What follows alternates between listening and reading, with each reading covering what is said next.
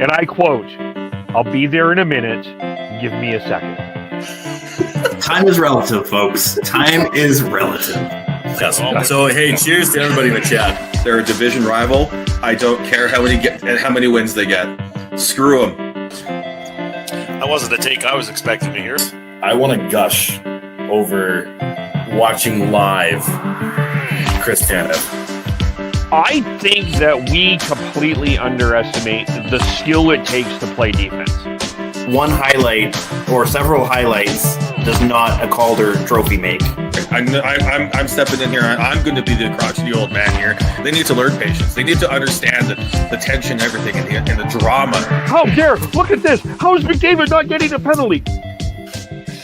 You guys need to calm down with this, okay? You guys need to calm down. Hello, everybody. This is day 2 of the NHL entry draft, and I will be covering rounds 2 through 7. The Calgary Flames and Vancouver Canucks are going to be quite busy in the second round. The Vancouver Canucks picked 33rd and 41st. The Calgary Flames picked 36th, 51st, and 55th, along with 64th and 67th in the first 2 picks in the third round. The interesting draft yesterday, and plenty of good players are still available at 33 for Vancouver. Xavier Villeneuve, one of the top skilled defensemen, who, according to Elite Prospects Consolidated list, was ranked 23rd.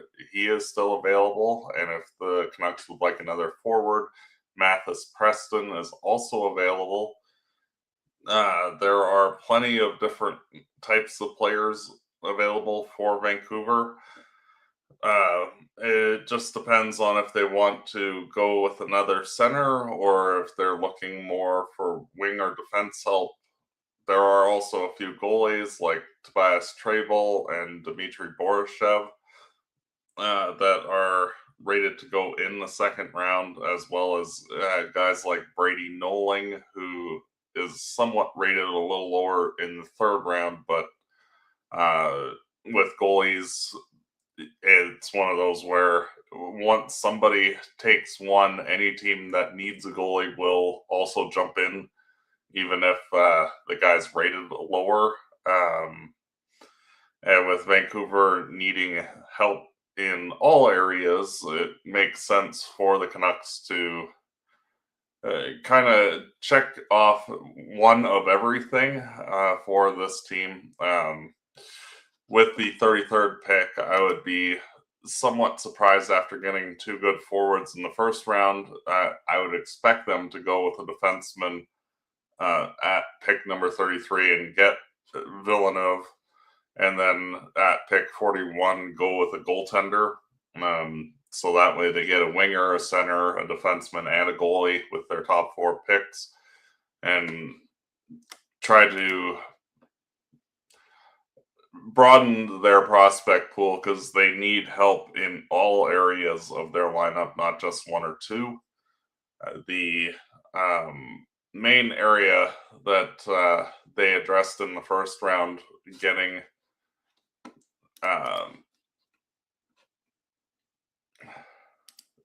Novotny,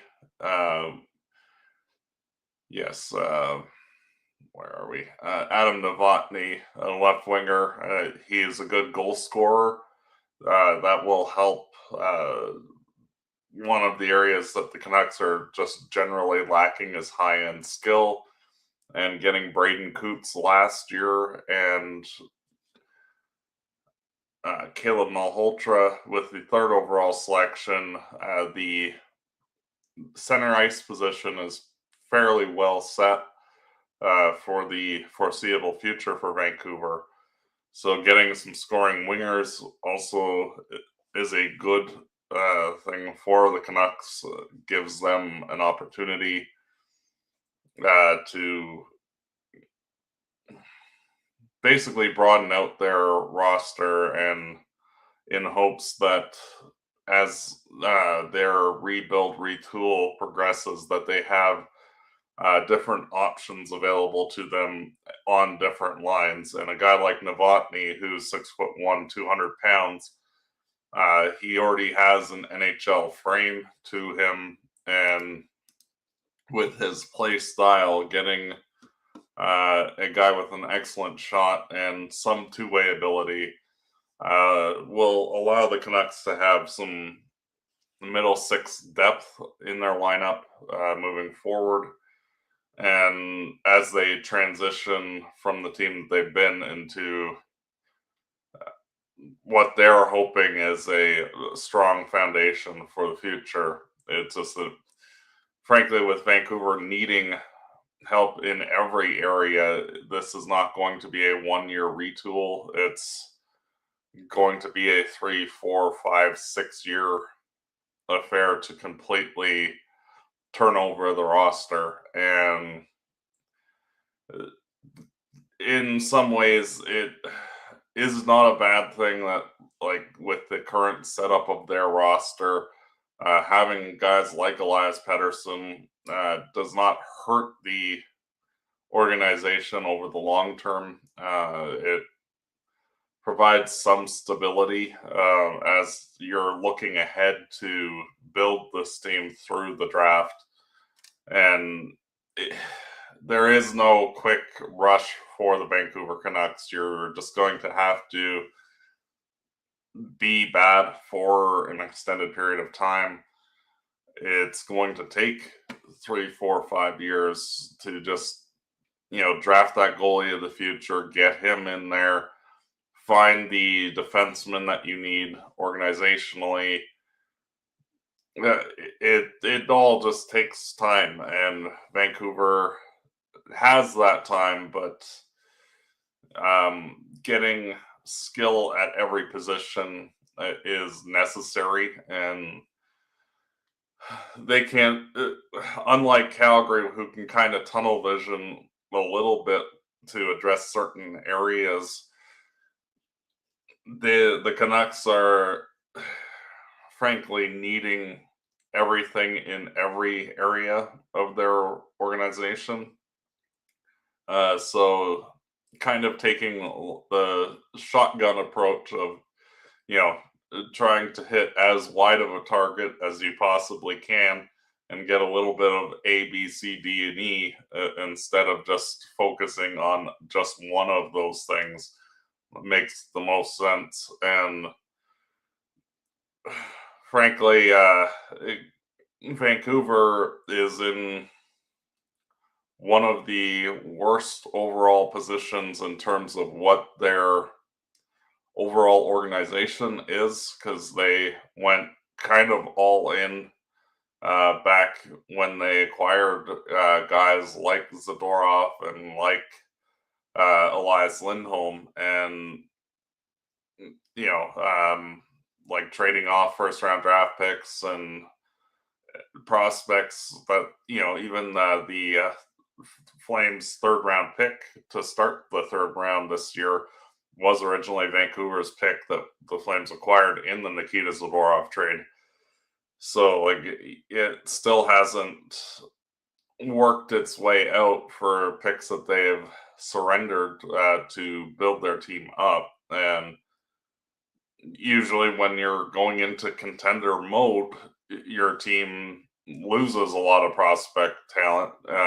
Calgary was very much the same way up until 2022. Then the Flames have been working steadily since then to restock the cupboards. Vancouver is kind of heading into that territory, much like what the Flames were. And the wheels have kind of fallen off the wagon for the Canucks pro team.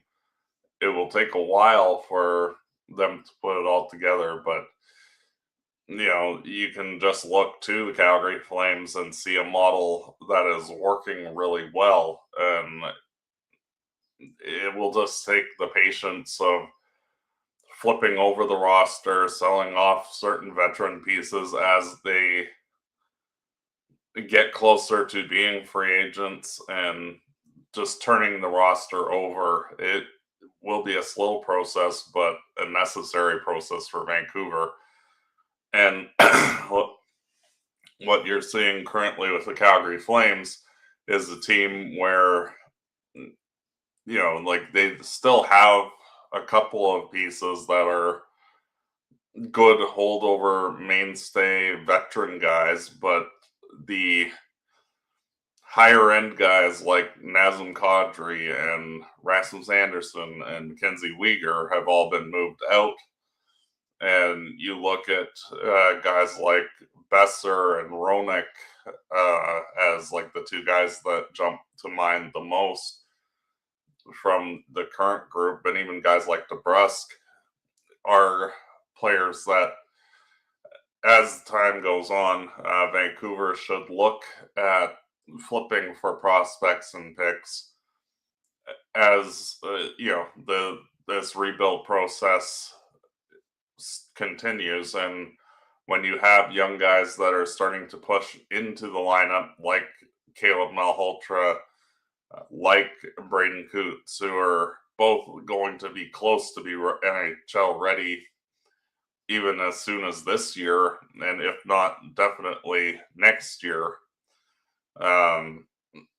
You're going to need spots to be open for those players to come into the NHL and work their way up the lineup. And currently, like, Vancouver still is a fairly veteran-laden lineup, and if they're patient and take their time, it's one of those where the Canucks can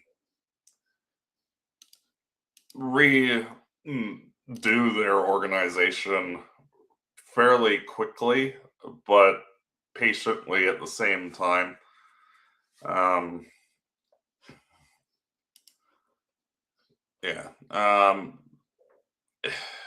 It's not going to be an easy scenario for the Canucks. It's definitely tough to be in that situation. The Calgary Flames have gone through it, and frankly are a couple of years ahead of where the Canucks are, just due to us going into the rebuild, retool starting in 2022-23. And the Canucks are just going into it last year and this year. It's going to take some time, but, looking at Calgary, getting Simon Nemec, getting Carson Carrolls, already having Hunter Brustevich, having Zane Parekh already in the organization, like the Flames blue line is fairly well set and stocked for the next decade.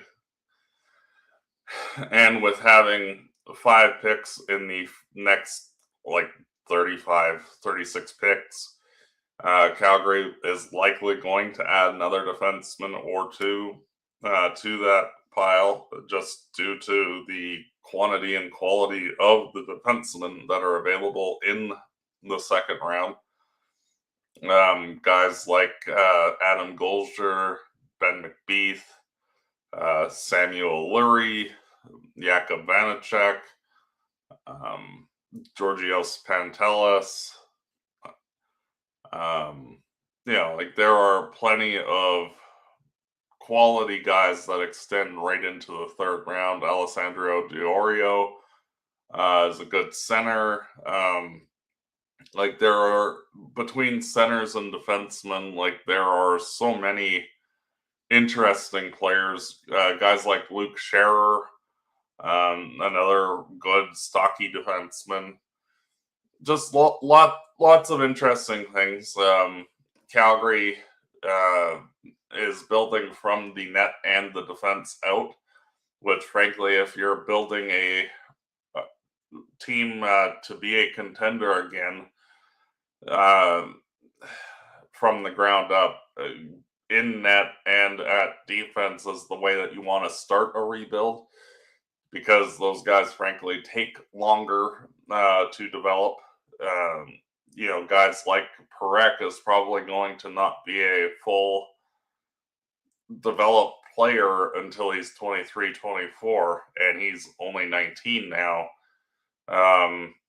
It takes a while. And even with a guy like Simon Nemec, who's 22, it's going to take him another couple of years to fully flesh himself out as a fully developed NHL player. And, like when you're looking ahead 2, 3, 4 years, like when those guys are fully developed and realized players, you're looking like realistically the Flames are going to be a bottom 5 team next year and likely the year after, because frankly they don't have any scoring talent up front.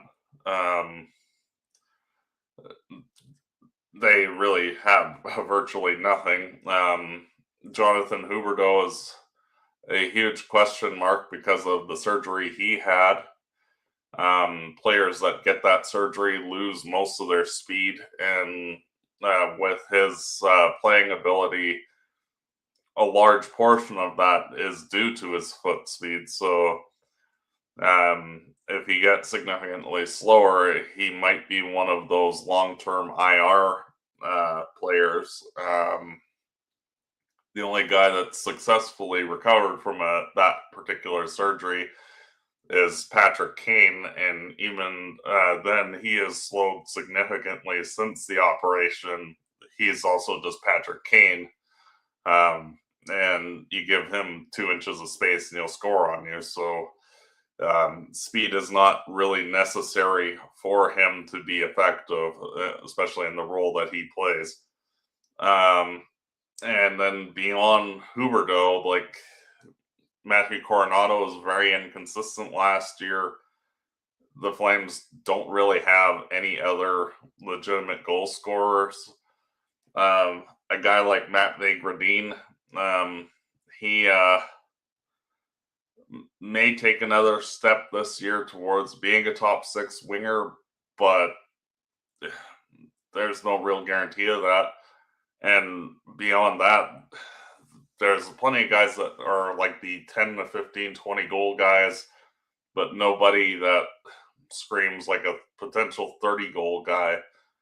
And frankly, that's fine. Calgary's going to lose a lot of games, not because they're bad defensively, it's just they can't score. And I would kind of expect them to be the lowest scoring team in the NHL this upcoming year. And Calgary, frankly, their main needs are defense and right shot centers and right wingers.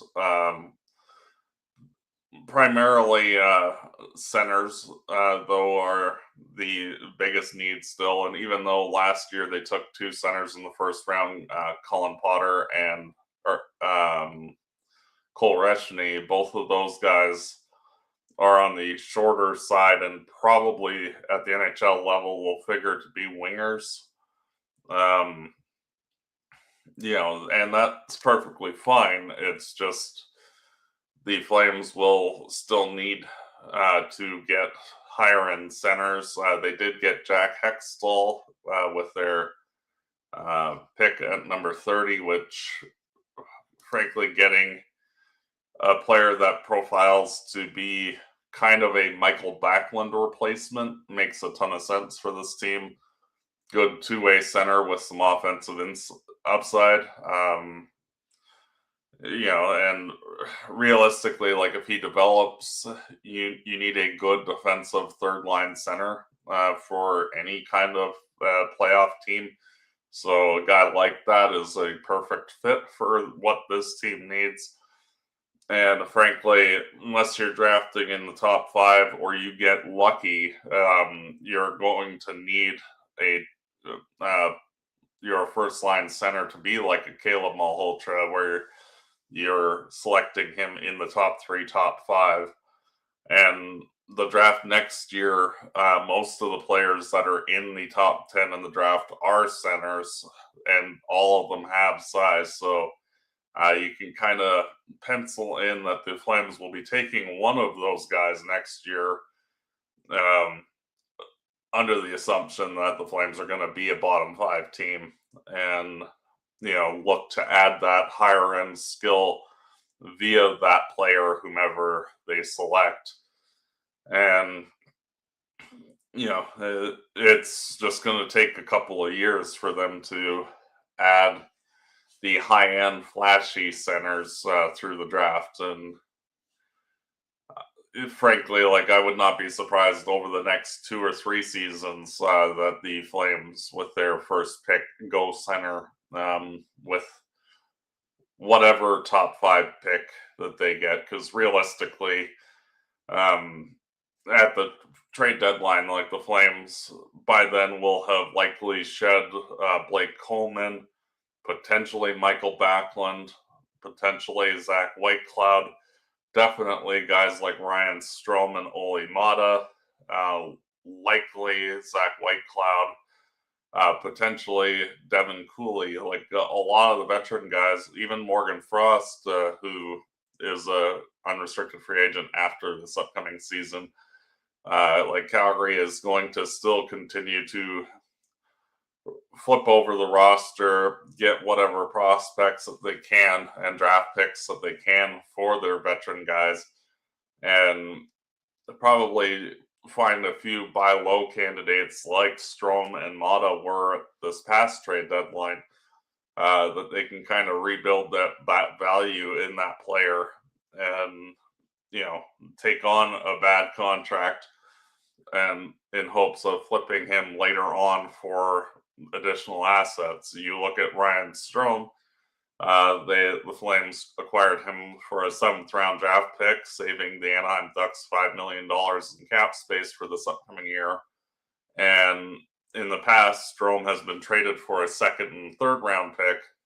And if the Calgary Flames are able to rebuild his value so that way he can be properly used as a good quality depth 3rd line center on a good team, the Flames are likely going to get that kind of return for him in March. And just keep turning over the roster, keep adding good young players, and just keep flipping it over and let all the guys that you do draft develop and percolate in the organization, and keep the cream of the crop and trade the rest. And I would not be surprised if as you're moving on, where you see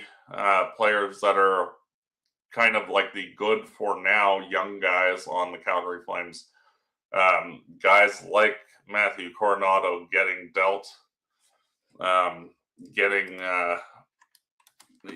a guy like Kevin Ball getting dealt in the future, as guys like Carson Carroll's come in, all that kind of thing. So, as we're getting ready for the picks to start in about 5 minutes, I'm just going to be posting the link to this stream on Calgary Puck.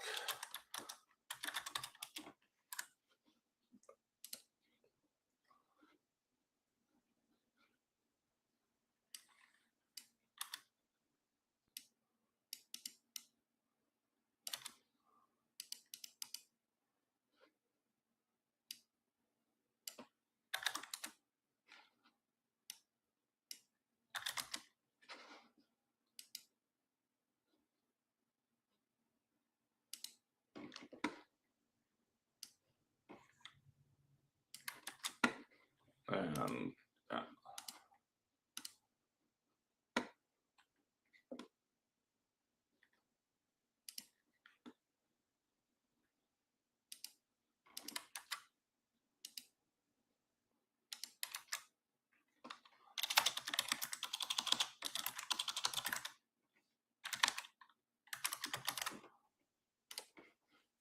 Okay.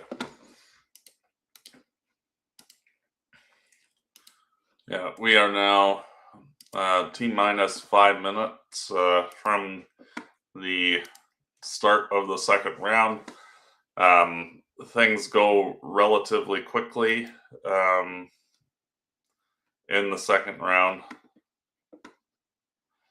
The picks are only like 1 minute apart in the second round and beyond. It goes fairly quickly. So within like 45 minutes at 9:45, the Flames' third round picks will be in and can be breaking down all of the players that each team has made and all of that.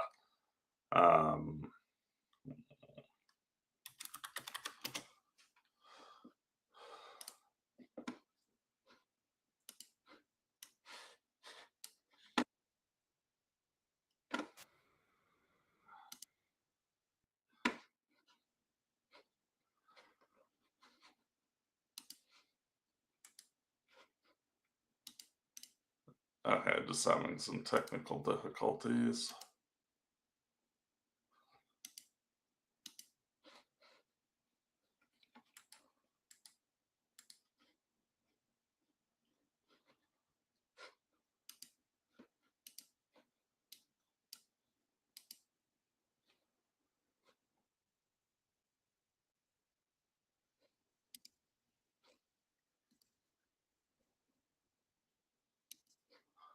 Yeah. Okay. Just getting the stream ready to go for the second to seventh round on Sportsnet. And looking forward to things coming fast and furious. The Flames and Canucks have 7 picks between the two teams in the next 36 picks. So plenty of guys for me to break down as we get through. Just waiting for the next couple of minutes for the fun to begin.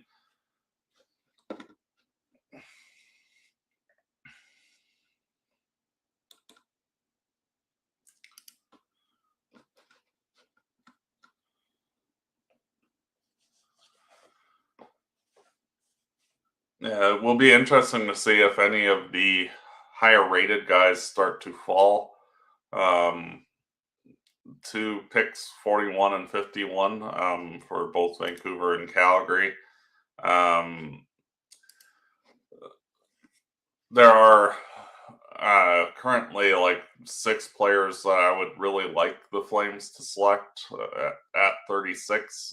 Villeneuve, Ignatoviskius, Shilov, Golger, Cherenko. And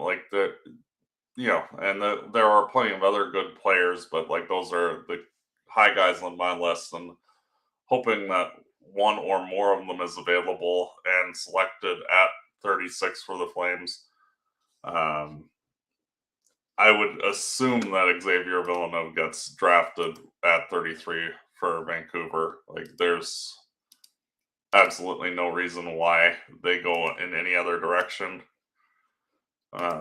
In my opinion, they needed a high-end skill defenseman. He is a high-end skill defenseman, so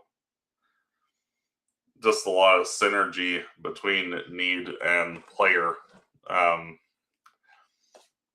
would be shocked if they didn't take Villeneuve, frankly. And if they don't, it should be Preston, another high-end skill forward, but I just don't see there being any other choices that make sense.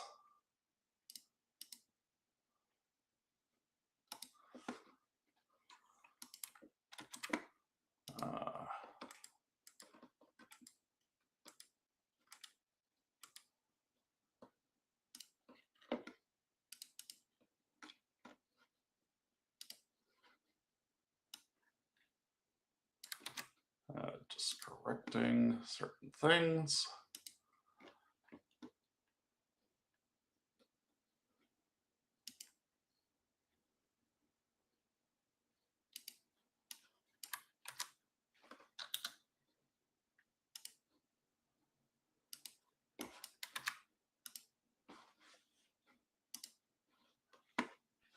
There we go. And it is 9 o'clock. The fun is about to begin.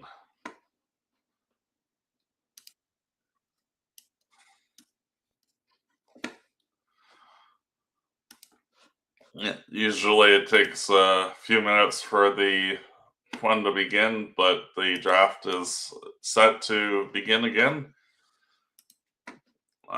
Lots of interesting players available. Both Calgary and Vancouver are going to be getting 7 players between the two teams that are very excellent, skilled guys. The types of players that you hope you hit on to, frankly, turn around your rebuild. You need guys like the picks that we're getting in this draft to turn your team around. And rebuilds are only successful like if you hit only on your first round picks and none of the rest of your draft picks, your team tends to stagnate. You look at the Edmonton Oilers as an example of this, where for like the longest time, the only player drafted in the second round and beyond that actually developed into an NHL player for them was Jeff Petrie. They've had a little bit more success recently, but not much. And the lack of young depth coming into your lineup is part of the reason why the Edmonton Oilers have failed to this point to win a Stanley Cup. Calgary has been fairly good over the last 20 years, frankly, finding guys later in the rounds that turn into quality NHL players. Thinking of guys like TJ Brody, Lance Boma, Johnny Gaudreau. I can go on and on and on. Like, finding it does not matter what part of the lineup, finding guys that can actually just play NHL roster spots. A guy like Ethan Wittenbach is one of their top prospects now, and he was a 5th round pick a couple of years ago, or last year, I should say. And you just need to hit on guys like that to turn those guys into your NHL players that, you can get an unexpected top 6 forward or top 4 defenseman with your picks in 2nd, 3rd, 4th rounds. And that's how your rebuild can be 10, 15 years, or it can be 2 to 3 years. If you're very effective and get a high amount of quality guys, your time in the wilderness can be short.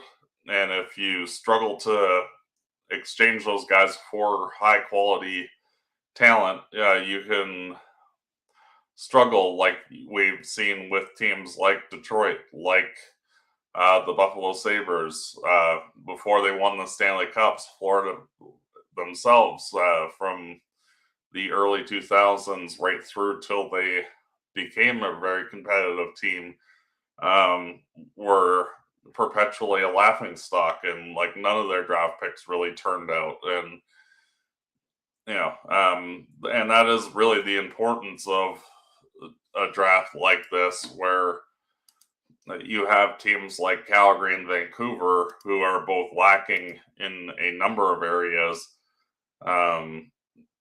And Vancouver, after pick 41, they do not pick again until number 78.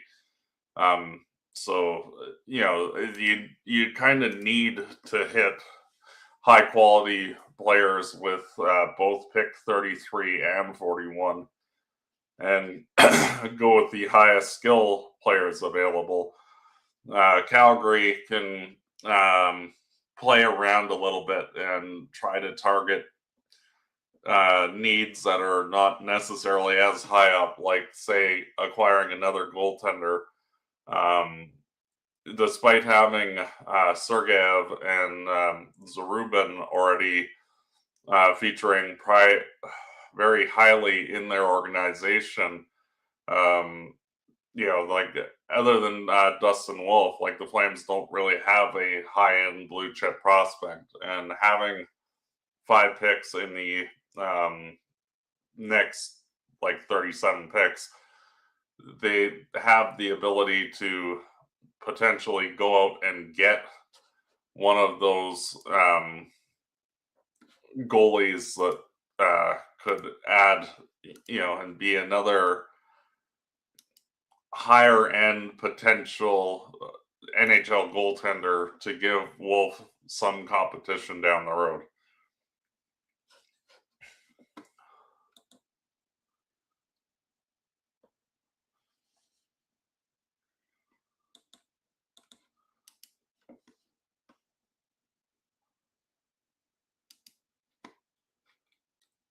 Yeah, in yesterday's draft, there were 9 trades, so it was a little bit chaotic. I do not feel that the Flames are, or any team are, frankly, going to be making many deals other than trading up or down, pick for pick, on the second round or second day. Usually, any of the big trades get done on the first day, and it's fairly quick and easy for teams in the second and 7th rounds. They're just focusing on who's up, who's next, and cross-checking their lists to make sure that the guys that they have rated highly that they can try and get, and go from there.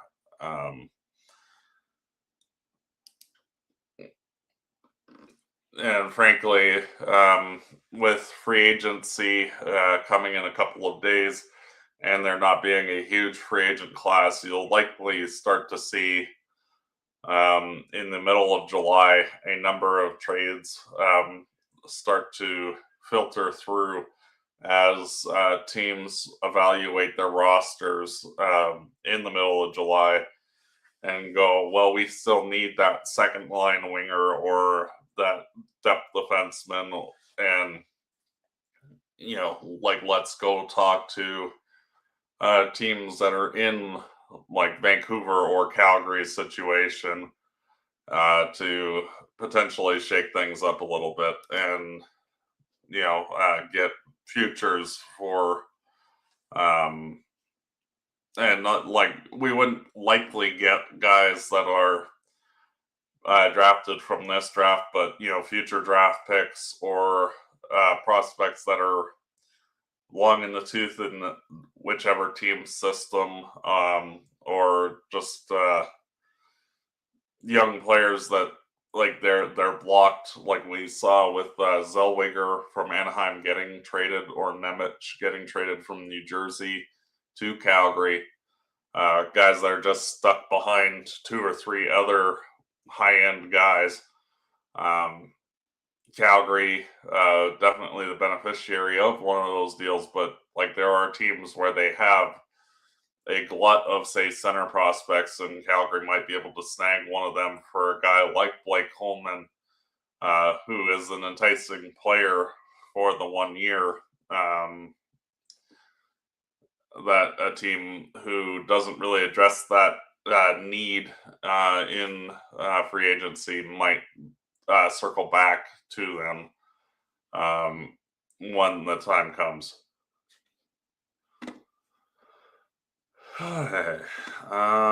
Let's see. The clock has not started yet, but it looks like the things are getting ready to go. And as I said, it will be a fairly quick transition pick to pick. They don't announce them on the draft show like they do normally. So it's usually just 1 minute between picks. So it just, yeah, have to just keep hitting the refresh button on the NHL website, basically, just to keep track of who has taken which player and who might be available when the time comes for each of our teams to make those selections.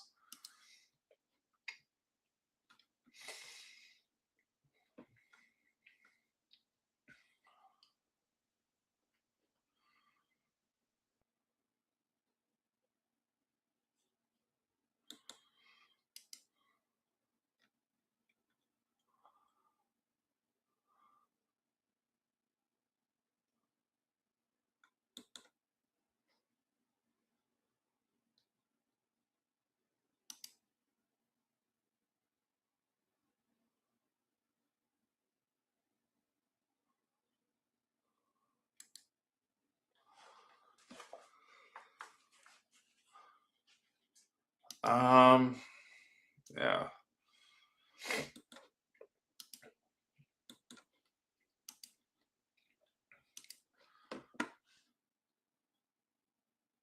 Just checking around to see if any trades are being discussed potentially, but it does not seem that there are any real rumors going about, and frankly, I feel that you'll probably only see a handful of trades in the second and third rounds, and usually just like a team like, say, Detroit moving up from 47 or Florida from 48 up if they see something that, you know, slips past their other pick at number 40. But other than that, like, it should go fairly quickly. As for the types of players that are available, talent-wise, basically from pick 33 to about 50, 55, there's not a huge difference.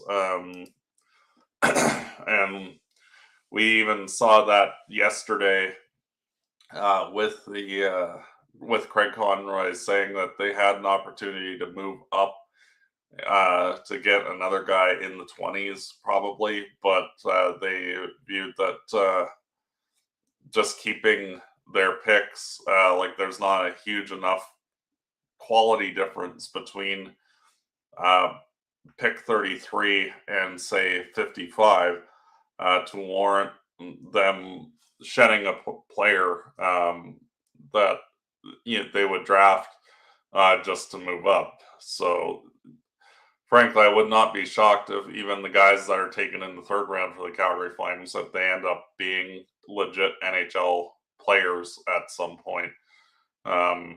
There is a high quality of depth to this draft, not necessarily the higher end potential, but lots of skill overall. One thing to look for, especially when the Flames get up at 55 or 64 or 67, is will the Flames draft Adam Nemec, Simon's brother, who's also available in this draft. He's a left winger, two-way player, decent skill set, but you know, definitely more of a good all-around forechecker and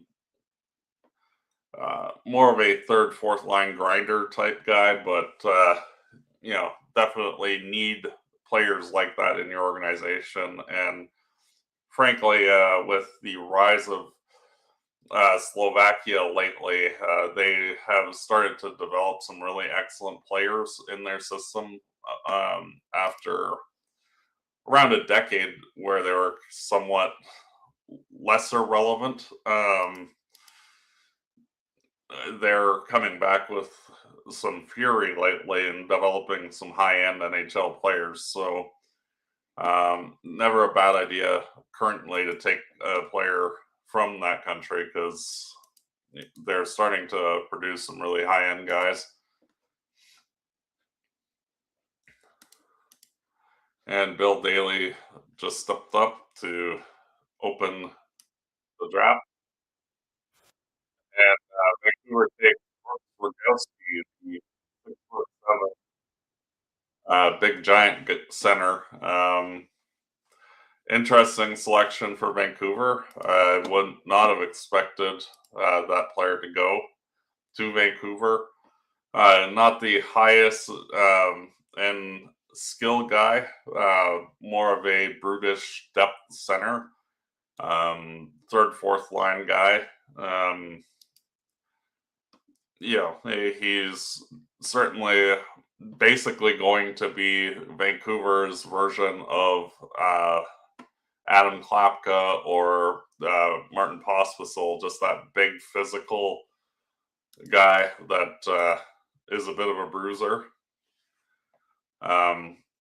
Only 2 picks until the Calgary Flames.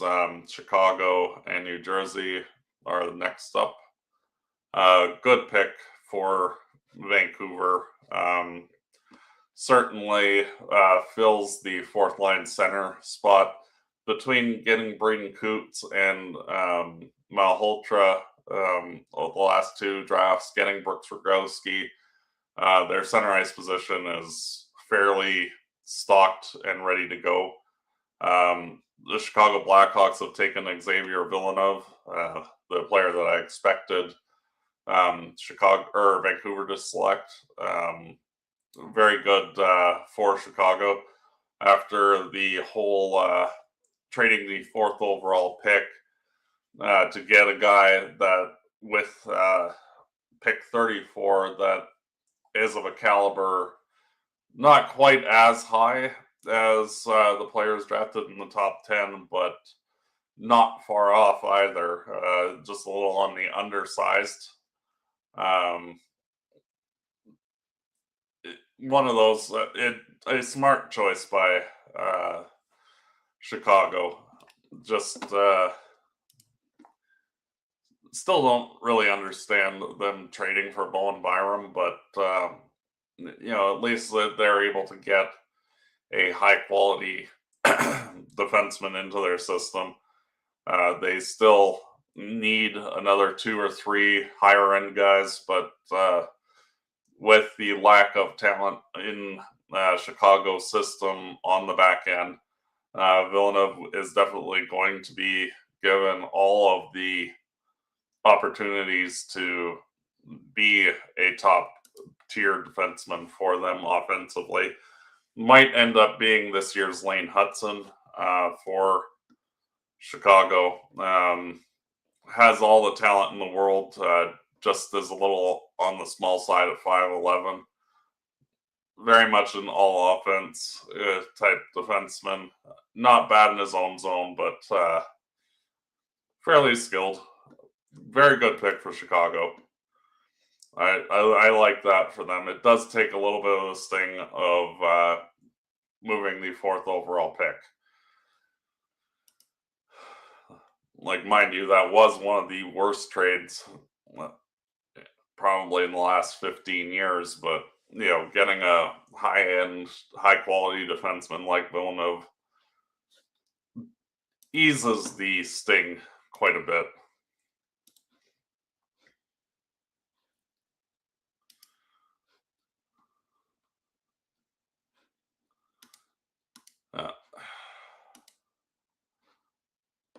It seems that they've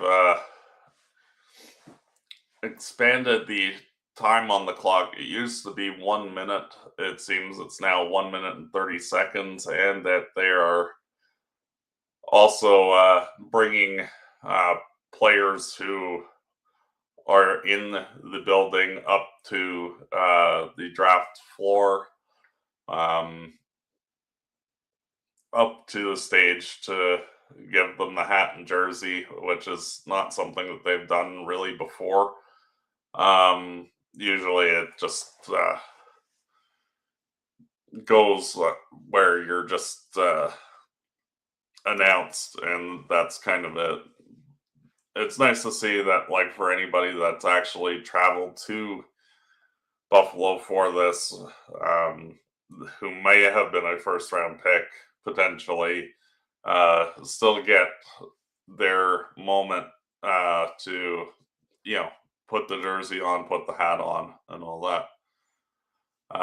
Calgary is due up after New Jersey, so coming up in probably 2 minutes to 3 minutes. Not for me, not really a huge fan of the Brooks Rogowski selection by Vancouver. Definitely more of a size over talent pick for the Canucks. Limited upside. The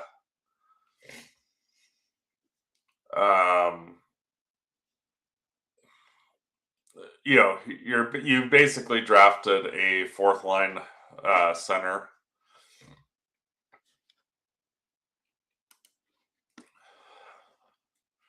It looks like the Chicago Blackhawks have moved up to pick 35.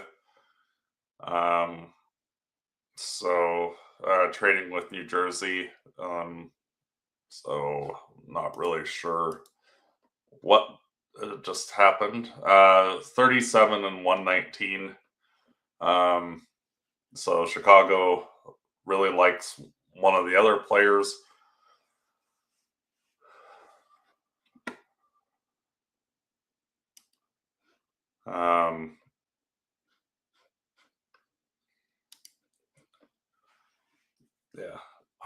Good for Chicago to jump up. Be interesting to see who they select. Chicago takes Ryan Rubrick, another big center slash left winger, 6'4", 215-pound guy. Much like Rogowski, not the highest end skill guy, but size wise, definitely has an NHL frame.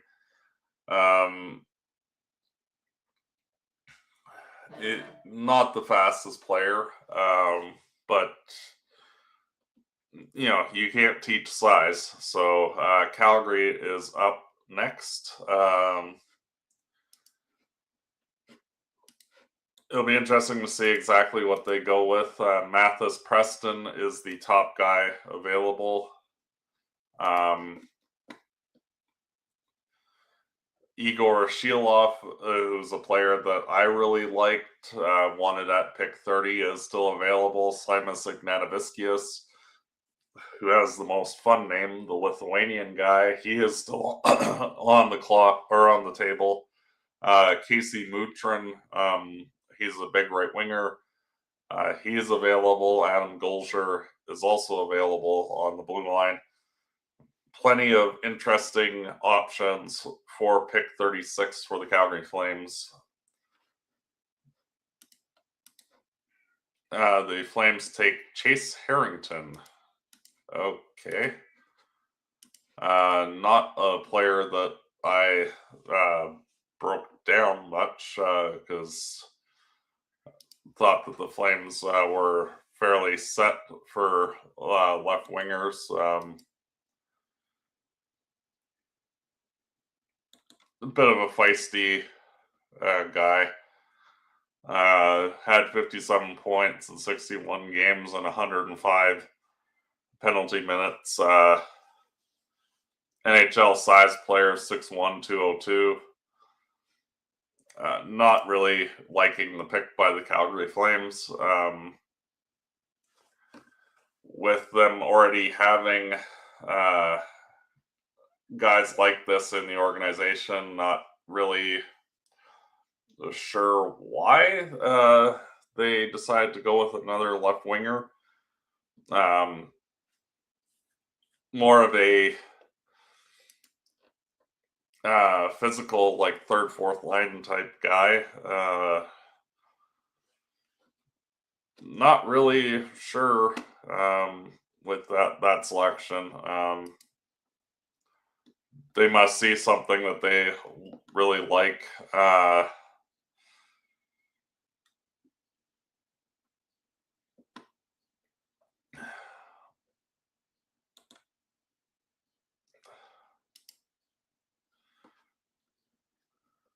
Yeah, that seems, a guy like with some attitude issues and that, like, it just, yeah, I don't really get that pick by the Calgary Flames, frankly. Feels a bit like the Jacob Battaglia pick, where, yeah, not really sure.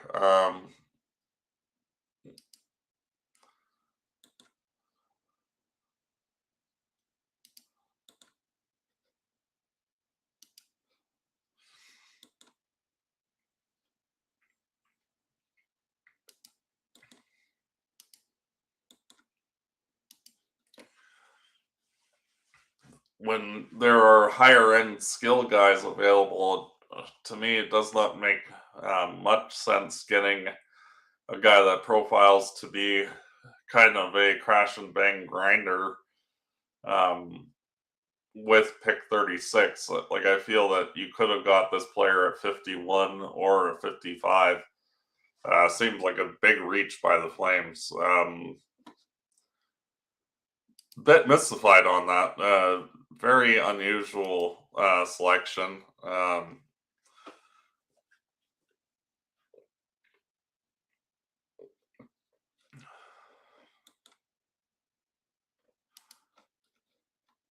Yeah, the one good thing going for him is that he has NHL size and frame at 6'1", 202.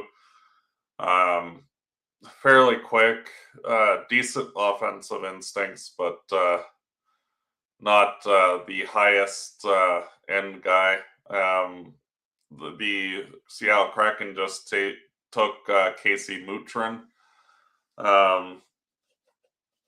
Honestly, this is the player that I thought the Flames should have taken. Frankly, like the Flames, most of their prospects are left wingers, so not really an area where they need guys. So, and like with an organizational deficit on the right wing or right shot centers, a guy like Mutrin would have made a ton of sense, and the Penguins just took the other ruck, so good for the Penguins to get the brothers. You knew that was going to happen, so.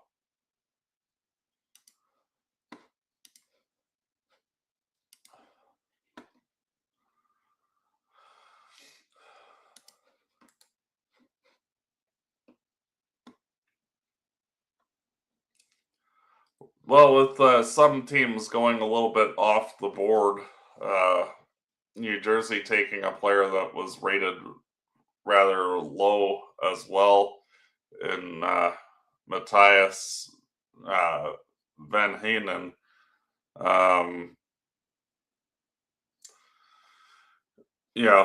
Some of the higher end guys will start to fall closer to pick 51. So we will see if any of those guys fall to the Calgary Flames with pick 51. Good on the Penguins getting both the rucks. Excellent selections for them to actually get both of them.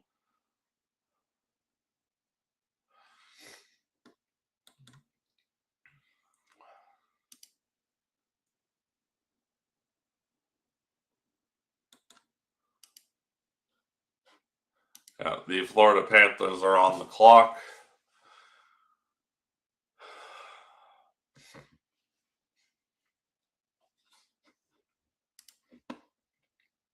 And they take Simon Ignatoviskis.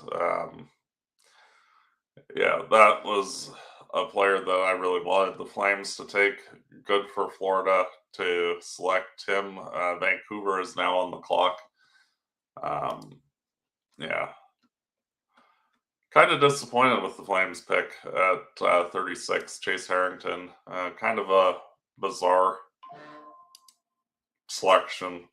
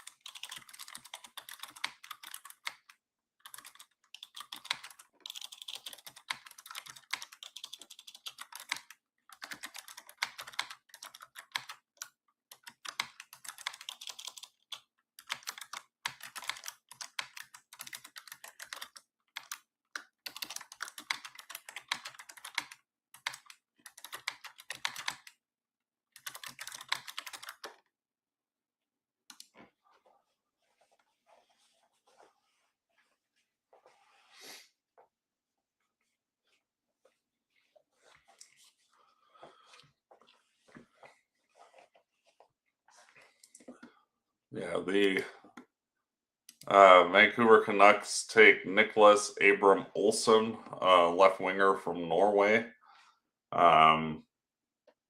Left winger, skill guy.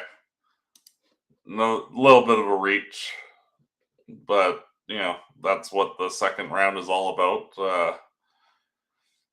You got guys on your list, and even if he's not rated very highly, he kind of rated in the middle of the second round. Definitely a higher speed guy. Very good skater. Just not the highest end talent. Looks like a guy that might end up being a good third, fourth line.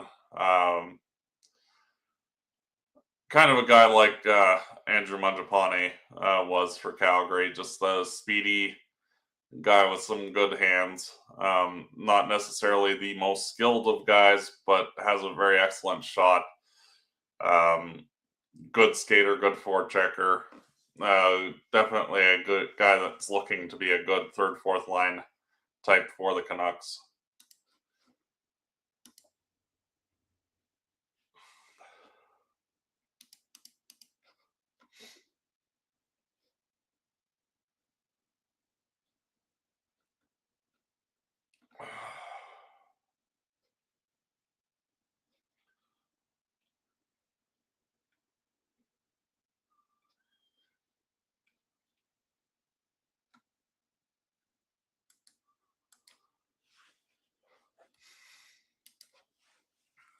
Yeah, interesting picks by both Calgary and Vancouver to this point. Definitely looks like both teams are focusing on getting players that profile to be NHL players, not just, and that is important. Like, I would kind of expect Harrington, Rogowski, and their Aram Olsen to be NHL players, just more like your third and fourth line type guys. Harrington is a guy who can drop the mitts as well, not afraid to fight. That's a positive for the Flames, as they're kind of lacking that physical presence, but not exactly who you'd figure at pick 36, but not the worst choice to go that way. And now Carolina is going to be making their selection. They traded out of the first round yesterday, which Martinook had to be on standby until pick 31 to announce the selection. And then they traded it right at the last second. And he's like, I had to sit here for 4 hours for this, which was quite funny.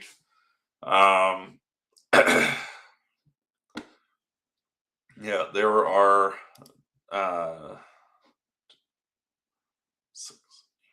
9 picks between when the Flames are up next. Still, all the players that I really like, except for Gnatoviskius, are still on the board. Mathis Preston, Igor Shilov, Adam Golger, Ben McBeath, Thomas Trinko, the goalies, like they're all still available. Jakub Manacek, so many high-end players still available. Hopefully, some of them fall down to 51, and they can select a higher-end skill guy.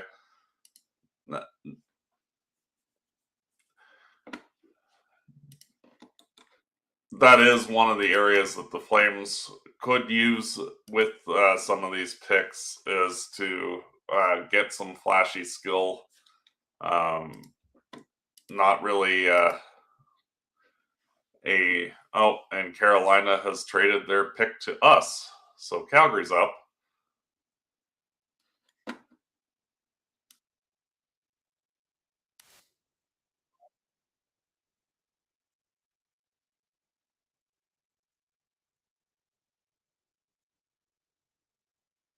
Oh, 51 and 68.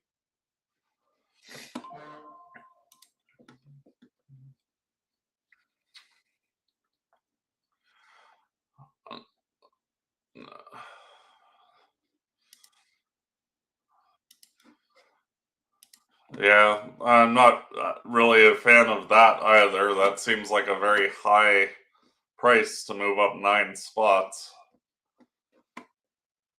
Like, there must be somebody that they really, really like.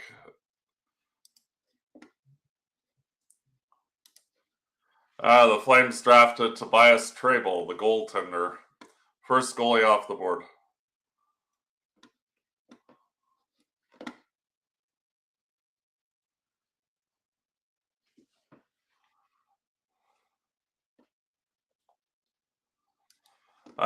Always good when you get the best goalie in the draft. 6'4", 198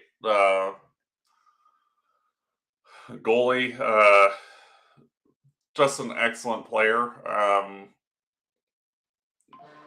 One of those that definitely makes sense for the Flames to pick goalie. I feel that they figured that he would be gone by the time they get to pick 51. And I know that their goalie coach was definitely all over him and really loved how he plays. So, not really surprised that the Flames moved up to get him. He's from the Czech Republic. Played in 42 games with a 212 goals against average and 916 save percentage. Very athletic goaltender, goalie of the year in the USHL, the best rated goalie in the draft, and frankly, the Flames need a high-end goalie prospect in their system. They were able to get that. To me, that is a home run selection by the Calgary Flames.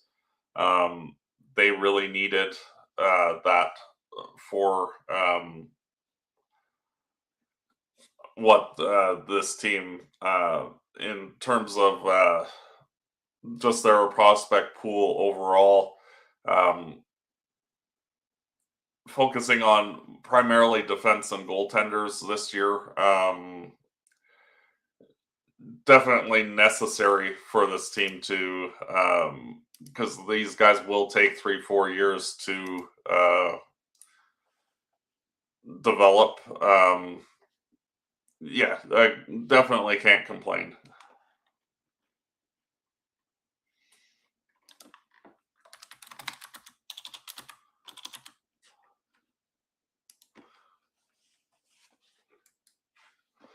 Yeah, and this also gives Wolf some competition in net in the future, and also future proofs the team a bit. And Jordan Sigalet has been really good at scouting goaltenders for the Flames. And like that's basically been his job, and he was extremely enthusiastic about Trable and champing at the bit, and enough that the Flames decided to trade up to make sure that they got him. In the future, if he develops, it gives the Flames some options to potentially move on from Dustin Wolf if he isn't one of the top goalies in the NHL. Love it basically for the Flames. It just gives them more and more options. Honestly, I was a little surprised, frankly, that the goalie was not taken by somebody well in advance. Usually you see goaltenders getting drafted in the first round with one of the late picks. And if not, then early in the second round. And for the first goalie to go at 42 was a little bit surprising. But definitely a good selection by the Calgary Flames. Gives them plenty of options moving forward between the pipes, between Zarubin, Sergeyev, Trable.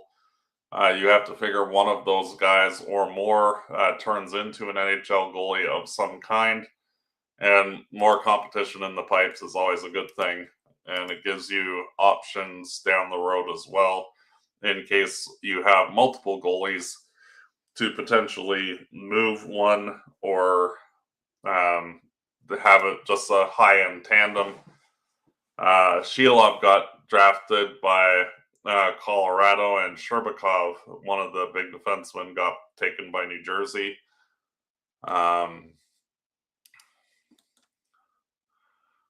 Really like the pick by the Calgary Flames. So,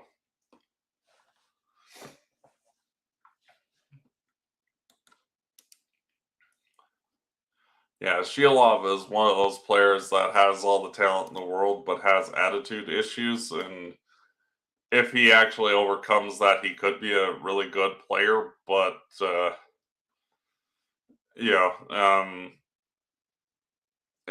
he has a high chance of busting because of his bad attitude. The Vancouver Canucks, or Anaheim Ducks, I should say, went off the board and took Jaden Kurtz, who I don't even have rated in the top 2 rounds. A bit of a reach. Not a bad player, but interesting with some of the guys that are available, especially at 55. There are still looking to be a number of high quality defensemen available for the Flames at 55, if and when they pick. So,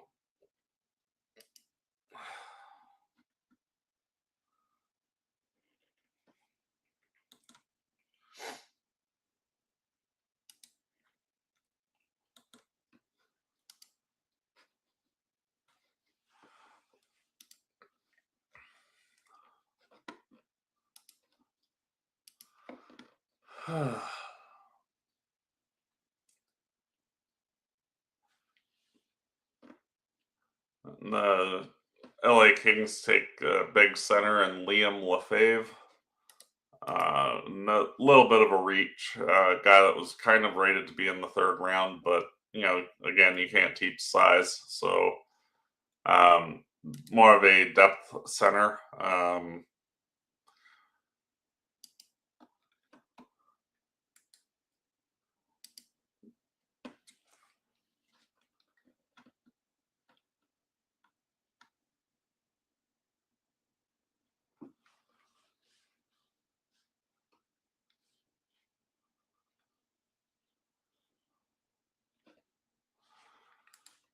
It's the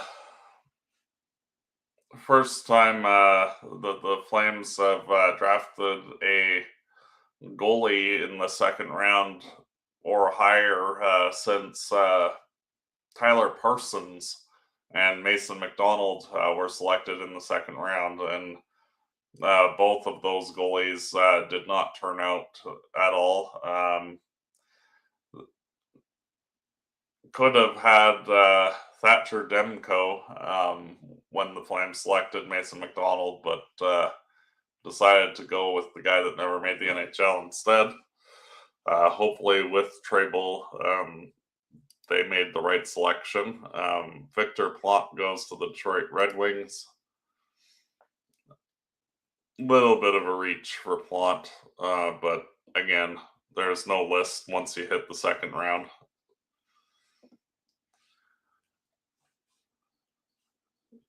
Not far off from the Oilers making their first selection at number 52. There's 4 picks between now and then.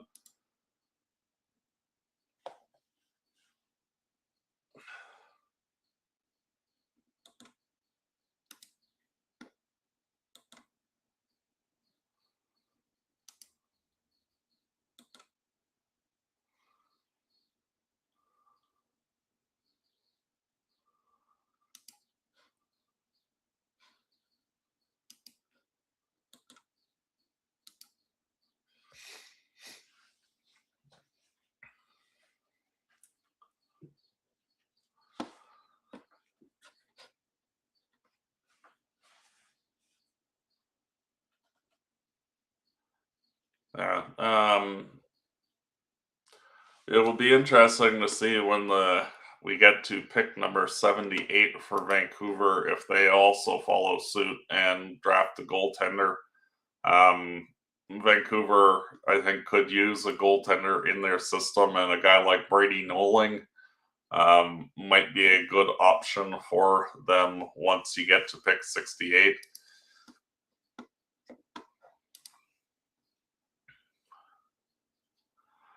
It's interesting that Mathis Preston keeps falling. He's ranked 27 on Elite Prospects Consolidated list, and yet is still on the board at 48. Might be a good value pick for the Florida Panthers to walk away with both Ignatoviskis and Preston, considering their selections.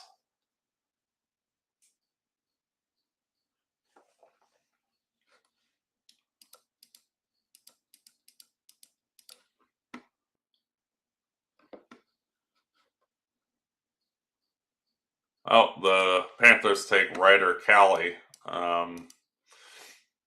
Czech-born center, 6'2", 214. Good pick by Florida. Never hurts to add depth up the middle for a team that needs, frankly, prospect talent. Period. He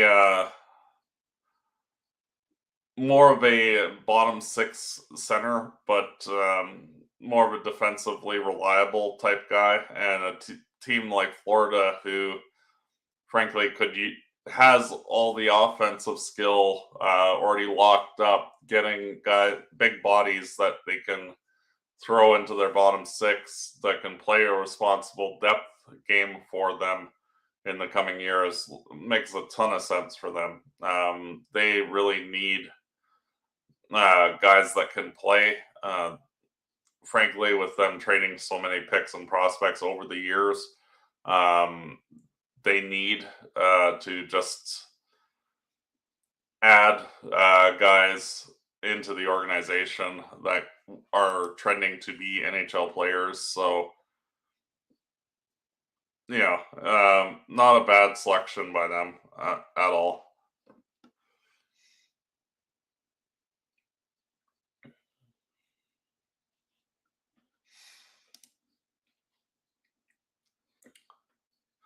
And LA gets good value with pick number 49, selecting Adam Golgier. another Slovakian defenseman. I feel like this guy is a player that will be a top 4 defenseman in the NHL. More of a defensively minded guy with some offensive skill, but just a player that is a smart two-way player and will be a tough guy to play against. One of the players I was kind of hoping with either pick 30 or 36 for the Flames. So, very good selection by them. And Mathis Preston goes to the Anaheim Ducks, who get a very high quality right winger. Yeah, very good value add for the Anaheim Ducks. Very high end skill guy. Glad that he was not on the board for Edmonton, because he definitely would have been selected by the Oilers. Good middle six guy with some higher upside. Would not be surprised if he developed into that pesky 50-point winger that, just is a frustrating guy to play against. Just a lot of skill. Certainly feels like an Anaheim Duck type player. Could imagine him slotting behind Beckett Seneca on them in the future and being a pair of guys that are just a pain to play against. So plays a similar style of game as Beckett. So very good pick for them. The Carolina Hurricanes are on the clock and take William Hackinson, the next highest rated player of 6'5" defensive defenseman. Makes a ton of sense for them. That was the pick that the Flames traded to them. Frankly, I'm glad that the Flames got Trable. The Edmonton Oilers are on the clock. Would have preferred Trable to, frankly, any of the guys that are available at 51. Easily, would have taken Trable over anybody that would have been available. So, no complaints for the Flames moving up. Little bit disappointed that pick 68 is no longer with us, but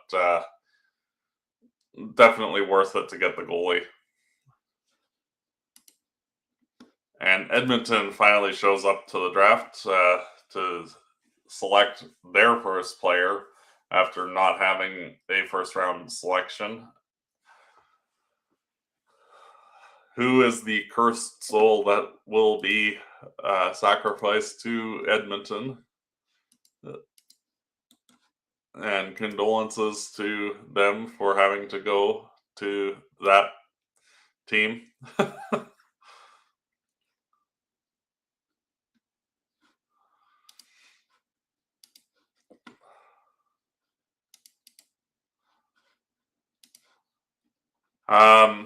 Yeah, some interesting players still available. I like Thomas Tarenko.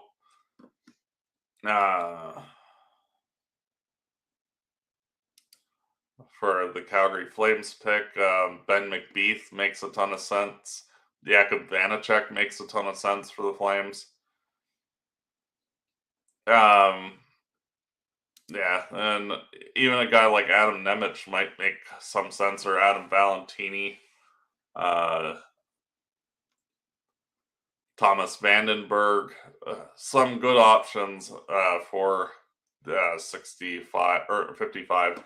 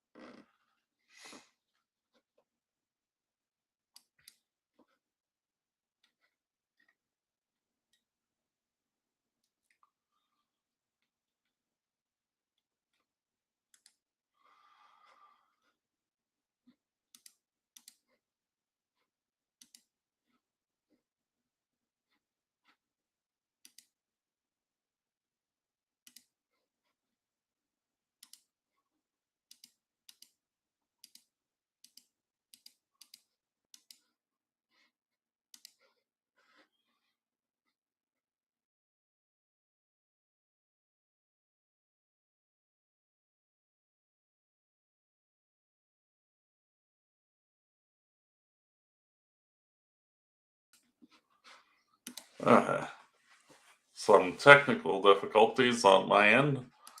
But yeah. The Edmonton Oilers have traded their pick to the Tampa Bay Lightning.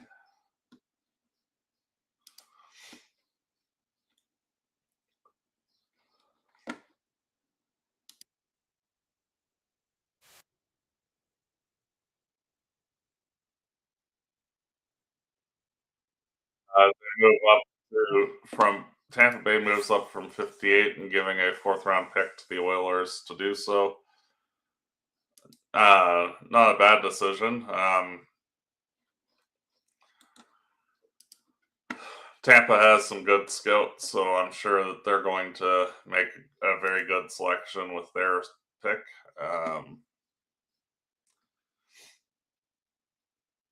And the Toronto Maple Leafs have traded Brandon Carlo to St. Louis for 2 third-round picks. Some good value for the Leafs in acquiring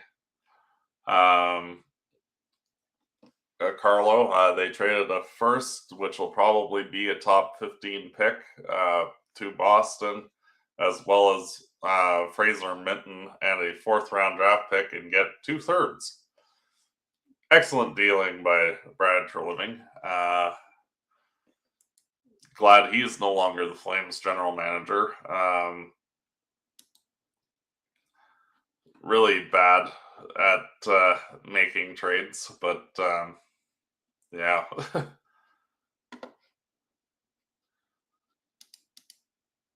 And the Tampa Bay Lightning have taken Russian Oleg Kulabayakin, whomever that is.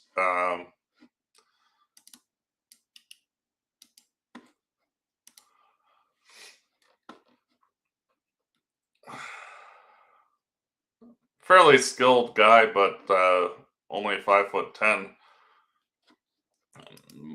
Might have been a bit of a reach to trade up for him, but they did not really give up a huge amount of assets in order to get their guy. They probably heard that somebody else was also sniffing around that player. A little bit of an undersized scoring Russian guy. Not a bad player, just a bit of an odd pick by Tampa.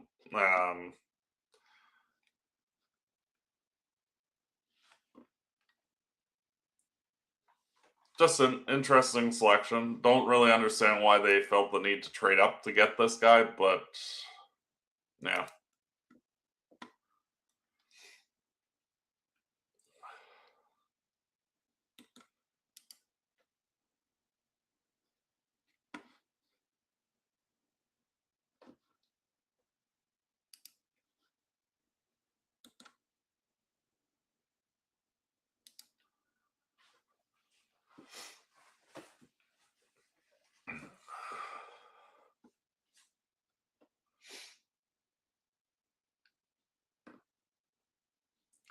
Yeah, like Kulabayakin was a player that was rated in the hundreds on Elite Prospects Consolidated list, so a bit unusual for them to have traded up to get that player for Tampa Bay. The Philadelphia Flyers take defenseman Brett Liskey. Not really sure why they reached for him, but had a very good playoffs.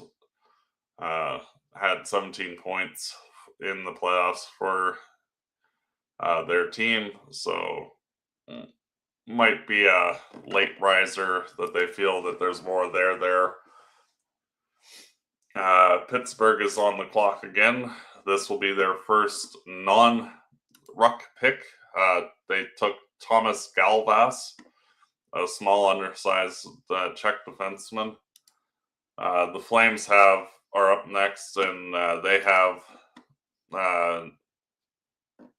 basically all of the guys that I like: McBeath, Valentini, Cherenko, Vanacek, Vandenberg, Pantelis are all still available.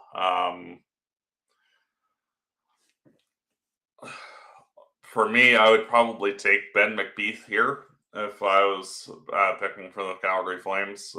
Getting another high quality defenseman that is already familiar with the Saddledome, playing for the Calgary Hitmen, I feel makes a ton of sense. Oh, we got a trade.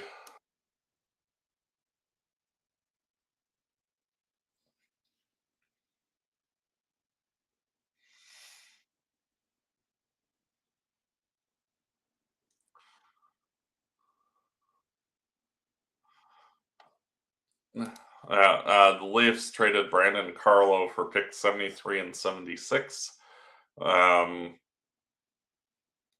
Yeah, again, really good value by the Toronto Maple Leafs, trading a top 10 pick for 2 third-round picks.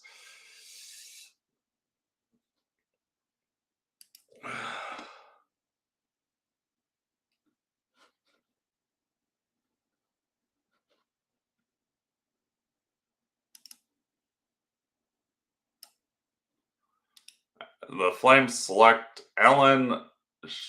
I don't even know how to pronounce that last name.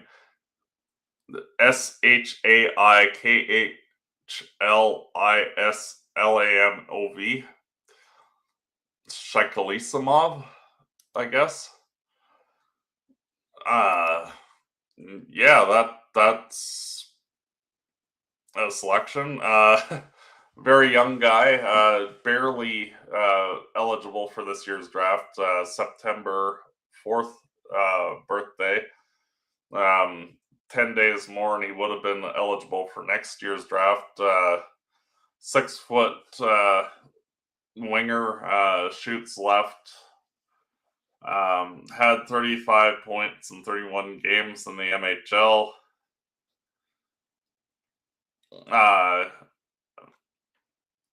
Very physical guy. Rated by most rankings in the 70s. So a bit of a reach by the Flames, but yeah.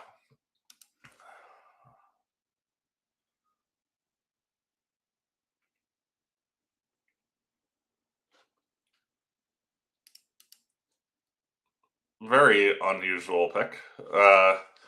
Like it. He's a bit of a physical wrecking ball. So nothing to complain about there.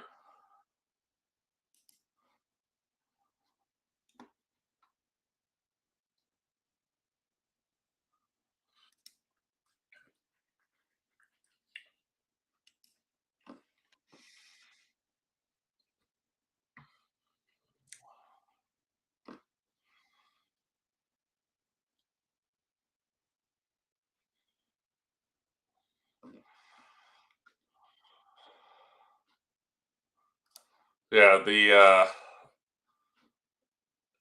Flames pick has 14 letters in his last name. Yeah,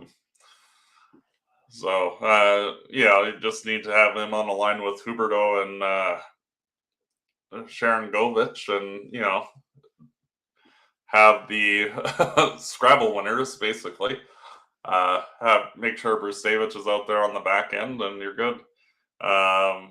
The Boston Bruins take Yuri Ivanov as the second goalie selected.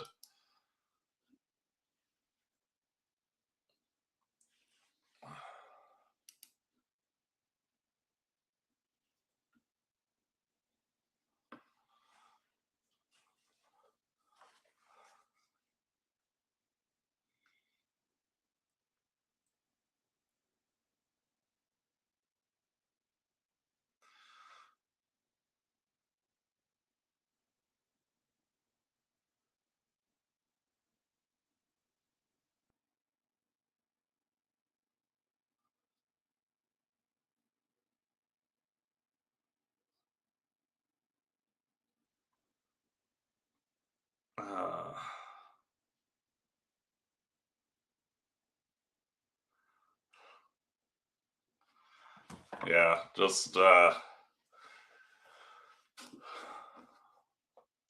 overall, a good group of players the Flames selected. Kind of disappointed that the Flames haven't got a defenseman with their picks in the second round, but there's still one more pick for them at number 65 upcoming. And then they're done until the fourth round, I do believe. So,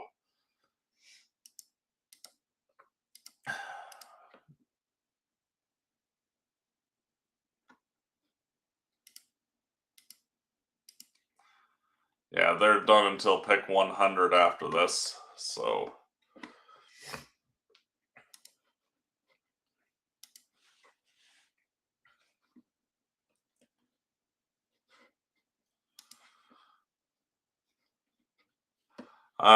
yeah, Sheklizimov, or however you pronounce his name, is a very physical two-way player with some offensive instincts. Very much a winger, and he can play on either side. He shoots left, but he's technically a right winger.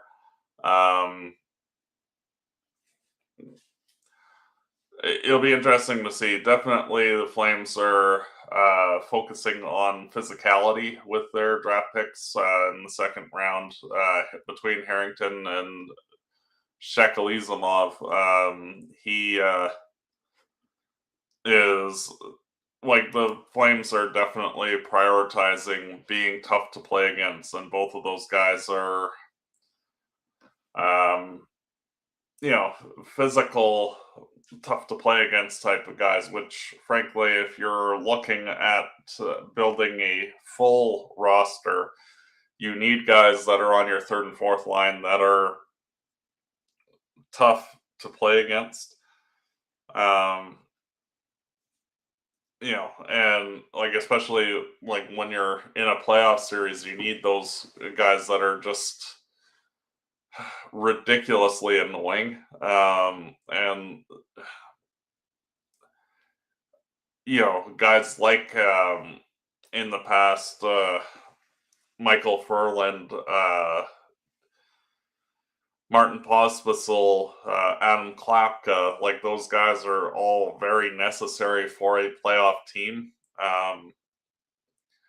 And you need those type of guys to win playoff series. So I do understand the desire and urgency to get guys that can play at the NHL level, but also have that physical element to their game, just so you can play, like, and have your third and fourth lines be high quality grinder types that have skill to them as well. And the hopes are that those guys turn into those type of wrecking balls at the NHL level and become very useful depth pieces for this team. Little bit surprised that the Flames, with where they're at in terms of in their rebuild, that they're not targeting a little bit more high-end skill, instead focusing on physicality and defensive forwards, more so. Guys that profile to be third, fourth line banger type guys.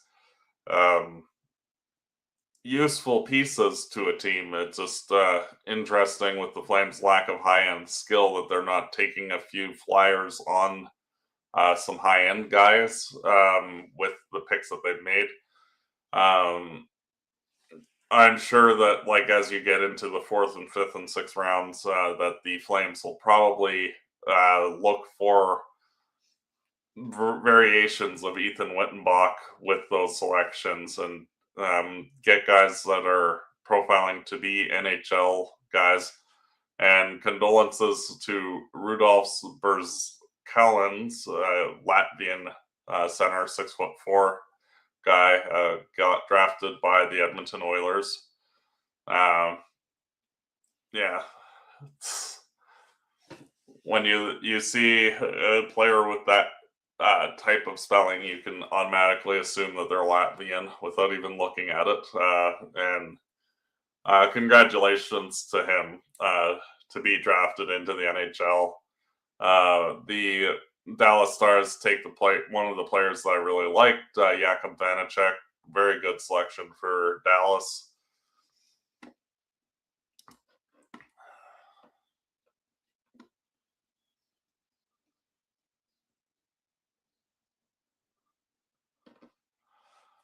Yeah, would definitely like Ben McBeath at 65 if the Flames are up, and like he is still on the board. Would like to get one more high quality defenseman, just to round out the system. Because other than Muse, and obviously Carson Carroll's, like the Flames don't really have a ton of depth in the system. Like while they do have a ton of high end guys at the NHL level that are all really young, you also need to have other parts in the system. And even if you're just planning on using those guys as trade bait down the road, or you trade one of your high end guys sooner than later, you still need players coming up that to back them up, and getting a couple of grindy wingers and a goaltender in the second round. I feel that they need to get one more high end defenseman, and McBeath is definitely a higher end defenseman, if not either Valentini or Trinko. Would be good value at pick number 65. Maybe even Thomas Vandenberg. Yeah, the Toronto Maple Leafs take Alexander Balicki. So not one of the players on my radar, but a very highly rated defenseman. Good pick by them.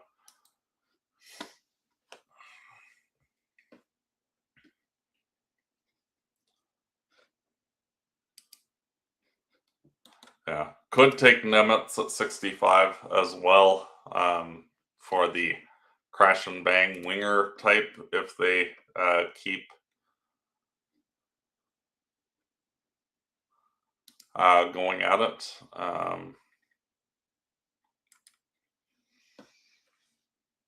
And Carolina once again is on the clock. Will they actually make a pick, or will they once again trade down?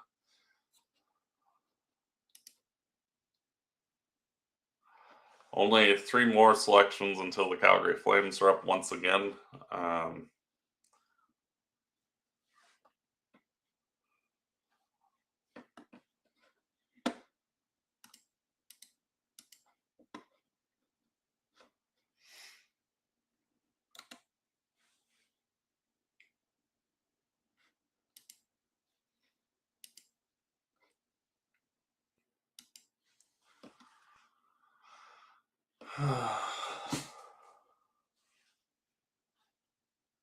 Yeah, it's been a bit of an odd second round. A lot more randomness to the second round than I was anticipating, but well, frankly, welcome to the second round. Everything is always a little bit all over the place. Different teams have different priorities, and you see a team like Tampa Bay really like a guy that was rated by everybody else to go in the 4th round. Carolina takes Wigo Sorensen. Small center. The Flyers are up next, then the New York Rangers, and then the Calgary Flames.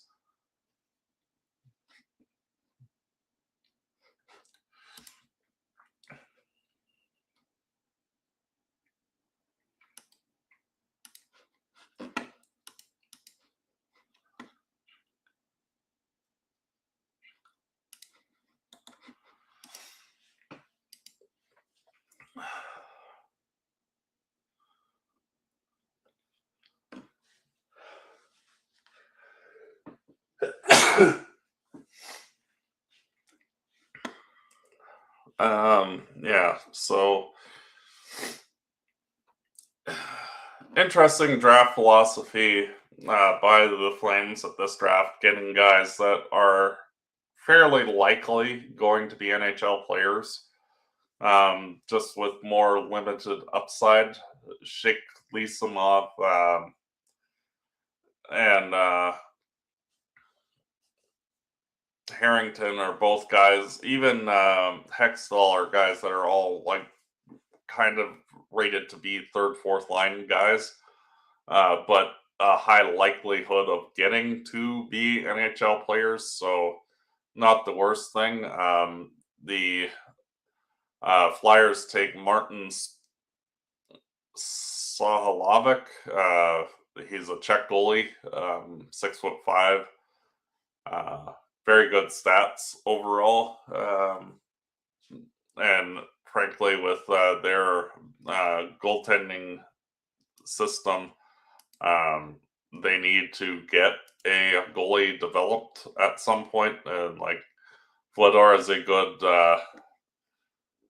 placeholder, but not the best system of goalies. Vegas's forfeited pick is up next.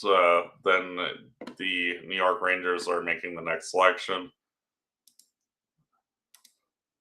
And they take Ben McBeath, the player that I wanted the Flames to select.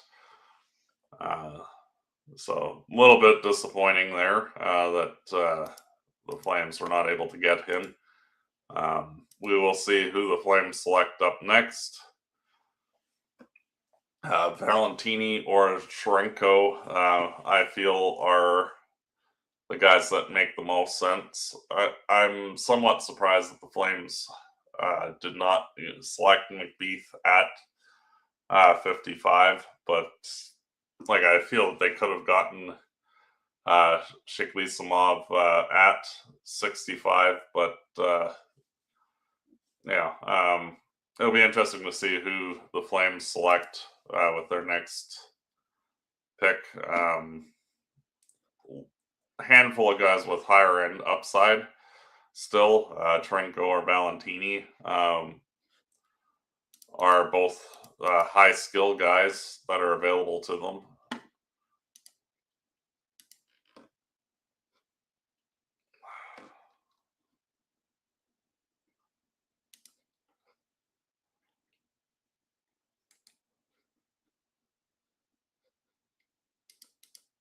Yeah, Valentini had 27 points with the University of Michigan this past season. And with Potter and Hextall both being at the University of Michigan, I would be somewhat surprised if they don't go that route, just because it makes a ton of sense.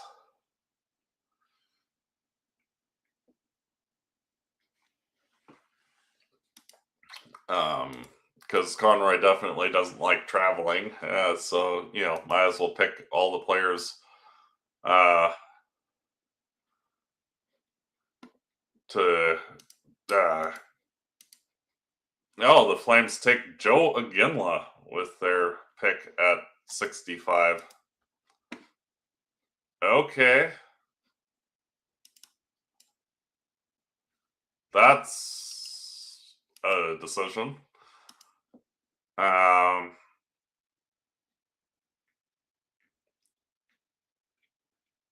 don't really understand that pick. Undersized player at 5'10" and only had 31 points this year. That seemed like, other than the name,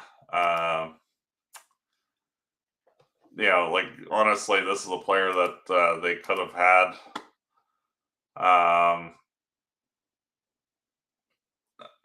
With their 4th or 5th or 6th round pick. I didn't even think Aginla was going to get drafted, to be frank. So I don't like that pick at all.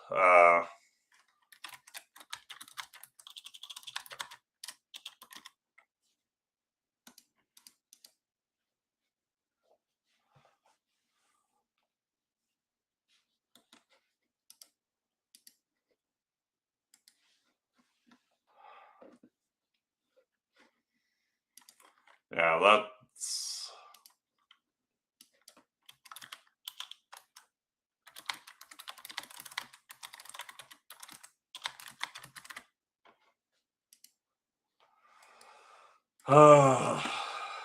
Yeah. Like, I really dislike selecting players that just because, they have ties for, to the organization. Like, this is just like, there are better players available. I really hate this pick for the Flames. Like, if they really wanted him, they could have got him at 100. And with guys like Valentini and Tarenko available, like, or Nemec, like, they could have gotten like a legitimate NHL prospect. And like, Joe Ginla does not feel like a player that will ever make the NHL. Like, that just, to me, it seems like a player that, like, you just literally lit up a third round pick and threw it in the trash. I'm, like, this is a player that you could have got with your fourth or fifth round pick if you wanted to. And with there being so much quality,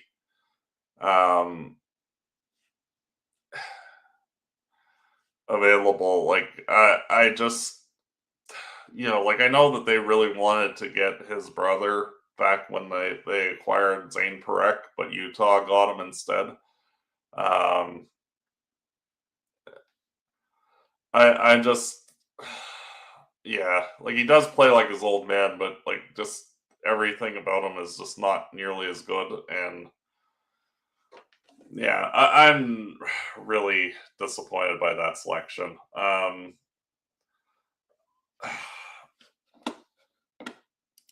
I kind of feel like the Flames just, yeah, like, they're kind of not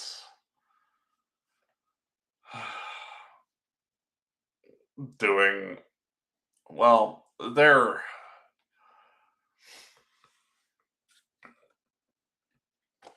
yeah, like, Tej, I would have been excited to get a handful of years ago, but like, Joe, frankly, is just not the same tier of player as Tej was. And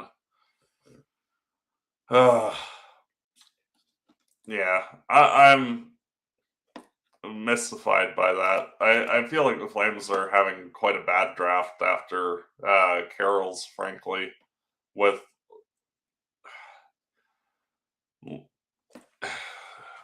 like, I feel like they could have done a lot better with what they had, in terms of the picks and like where they were selecting. I'm disappointed by the types of guys that they selected. Like, uh, basically, Carroll's and Trable are the only two picks that I feel were excellent, and then I feel like they got a handful of third and fourth line guys and a family pick, basically.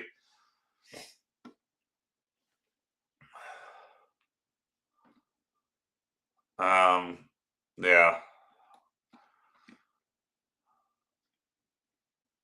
I don't get that. Yeah, bit strange, but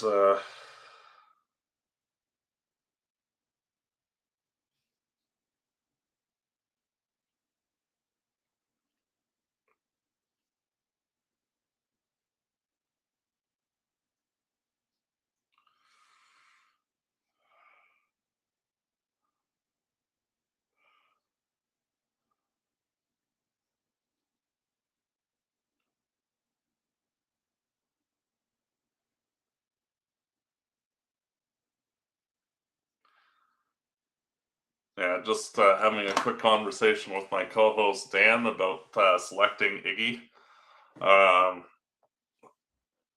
Yeah, not Well, the Flames now only have one pick in each of the 4th, 5th, and 6th rounds, so to me, I feel like this draft for the Calgary Flames is currently about a C minus. They did get a high-end franchise defenseman, and that's great. But at the same time, the picks that they've made beyond that, they could have done better, frankly.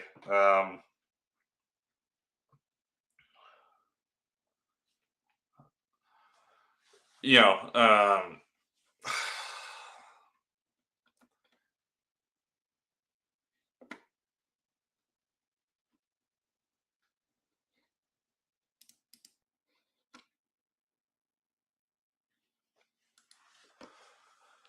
yeah, I'm just thinking like with where like the Flames were selecting at 30, 36, 51, 55, and 65, and to walk out with the handful of players that they got. You know,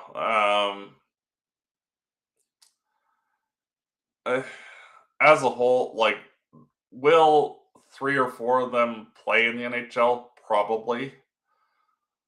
But for the amount of quality assets that they were,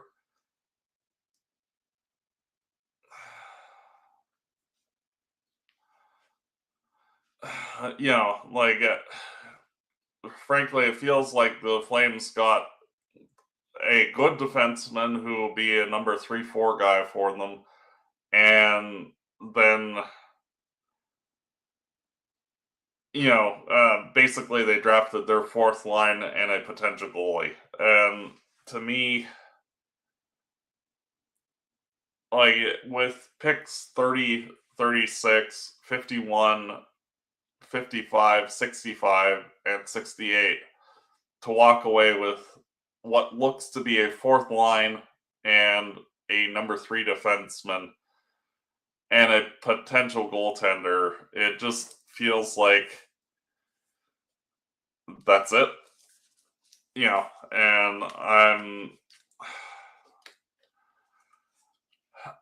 I'm hopeful that the guys that they selected turn out to be better than that. But to me, like when I look at the players that they selected and their overall makeup, I'm like, this feels like a draft where maybe only one player actually makes the NHL out of the group as a full-time NHLer, and that being Carson Carrolls. And I don't really feel that the Flames got any actual quality from this draft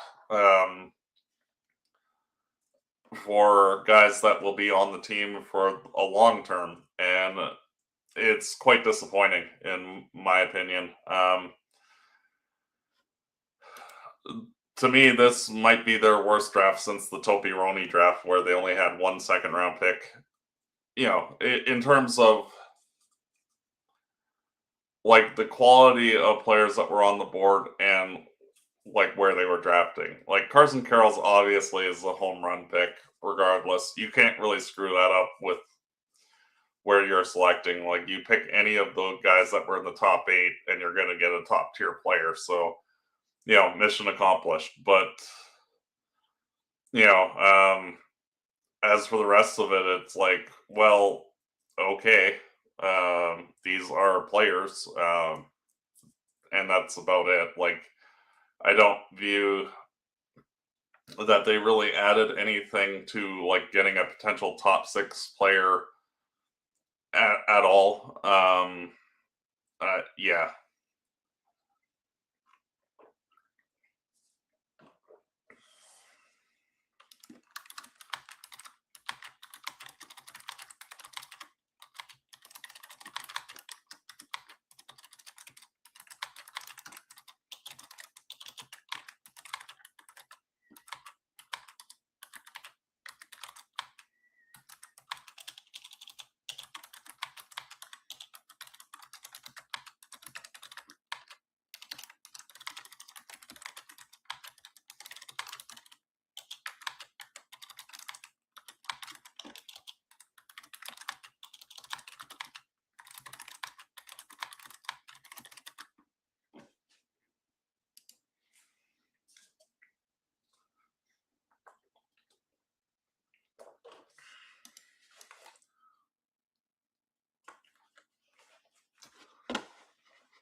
Yeah, Ottawa had just selected Nemich's brother, Adam.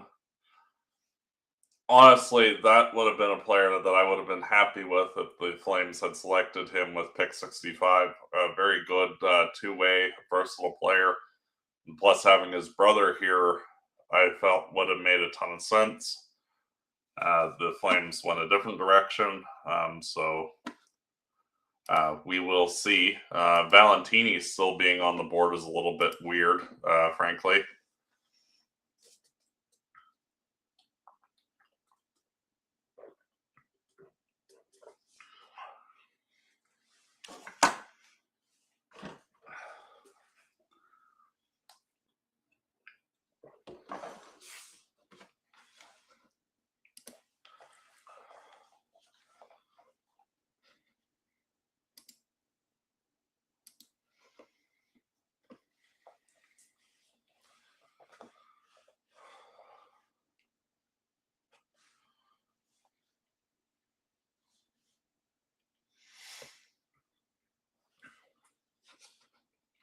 Yeah, the Vancouver Canucks are coming up fairly shortly at pick 78. St. Louis's pick that Toronto acquired for Brandon Carlo, they took Zach Olson. Still some guys on the board that are high quality. So Vancouver might end up getting a really good player at 78.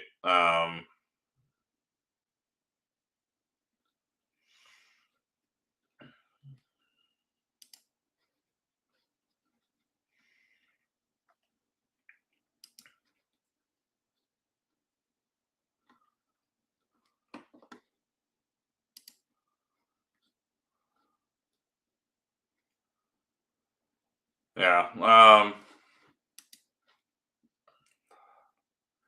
Chorenko is still available. Valentini is still available. Colorado just took Beckett Hamilton with pick 74. The Vancouver has the opportunity to get a really good player in Chorenko or Valentini.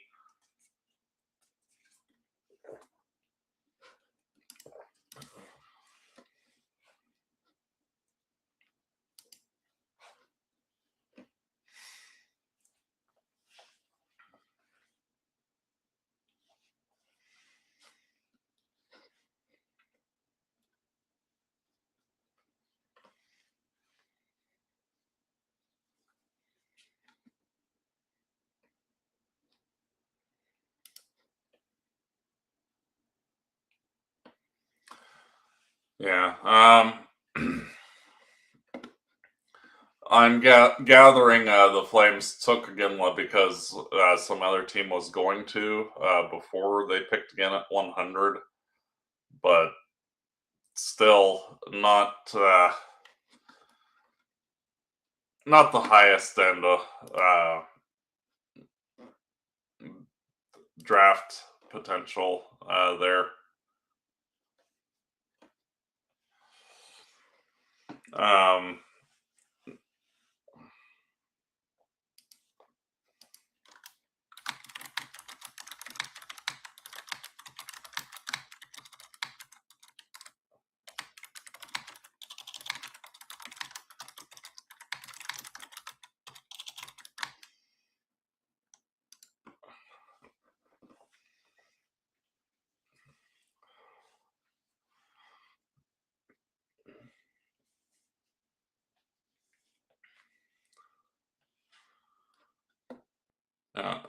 The St. Louis Blues took refrigerator Luke Scherer. Has a frame similar to Milan Lucic, just very broad shoulders. Skates in a similar manner. If he fills out his weight, he's only 194 pounds while being 6'3". If he can fill out, he could be a very physical defenseman for the Blues. I was kind of hoping that might be one of the players that the Flames took. like assuming the Flames had 65 and 68, I was kind of hoping that they would get him with one of those 2 picks, but they traded one and used the other on Iginla, so Luke Scherer makes a ton of sense. Would have been a good pick for Vancouver if he had slid that far as well, but good on St. Louis. They've had a very good draft themselves.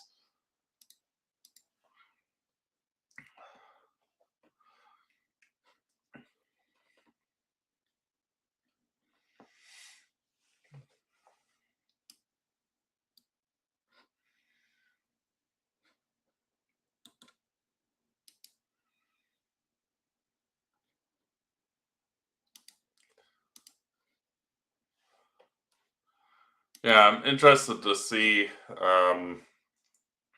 who Vancouver will select. Still feel that they could use a defenseman, and there are a number of guys that are still available that are high quality. Starting to get a little thinner. But, a guy like, let me see. I don't know. He was taken already. Never mind. There are some good defensemen still available. So it'll be interesting to see. Like Mans Goodmanson, I think, is still available. So, oh no, he just was taken by Toronto. Never mind. Vancouver is up next. The Rangers took 6'4" defenseman Charlie Morrison. So the Canucks are up. Valentini and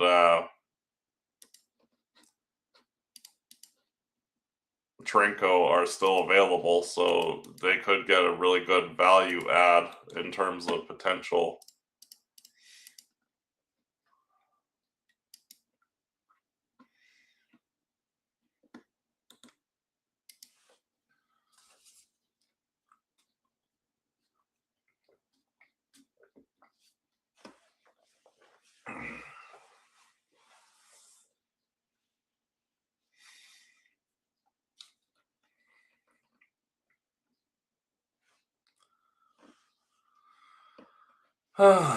Interesting.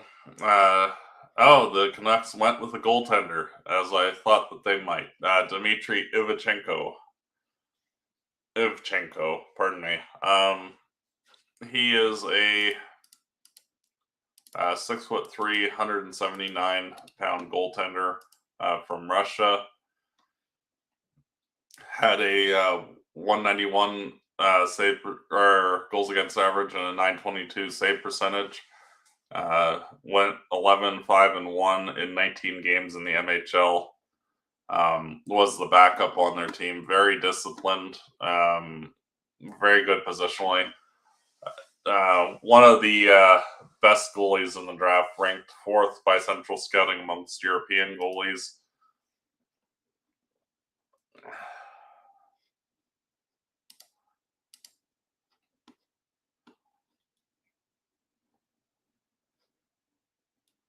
So, not a bad pick by them. You knew that they were going to get a goaltender at some point, and good for them to get it now.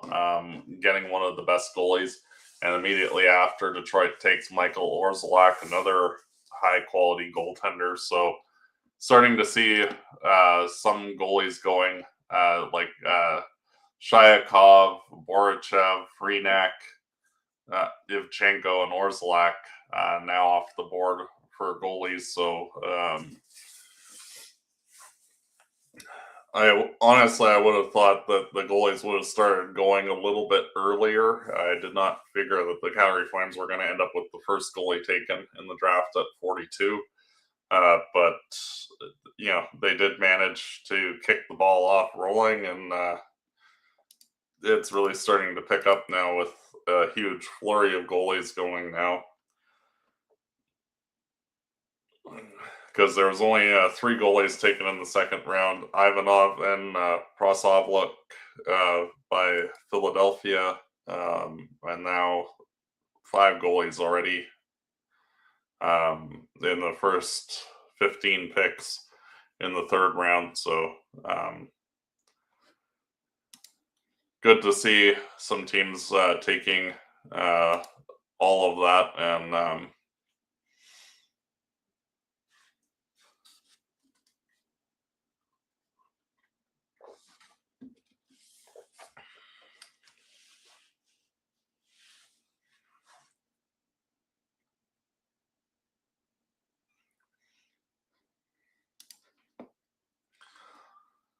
yeah, it's well, Blake Zelensky went to LA. That was one of the guys I was hoping might fall to 100.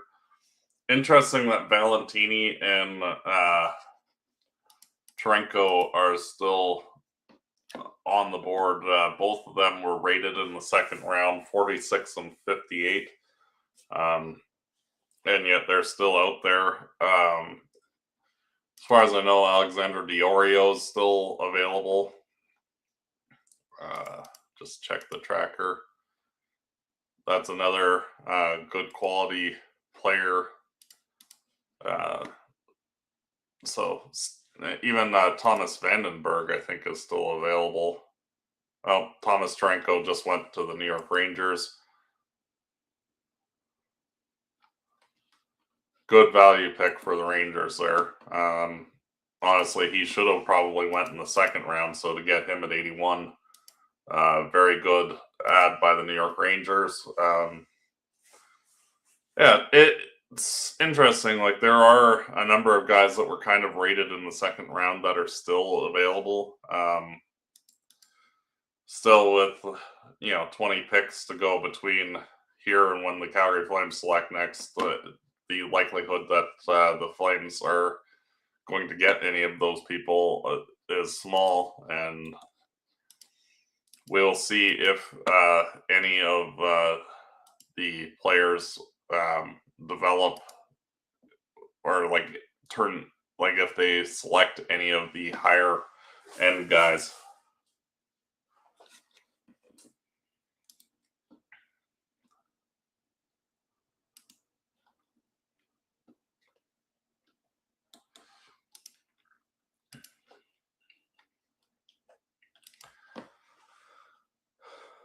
A bit of an odd draft thus far. A lot of teams reaching for what feels like a little bit of random players that could have been selected later on. But that kind of does happen every year, where there's a handful of people that just fall for no real reason.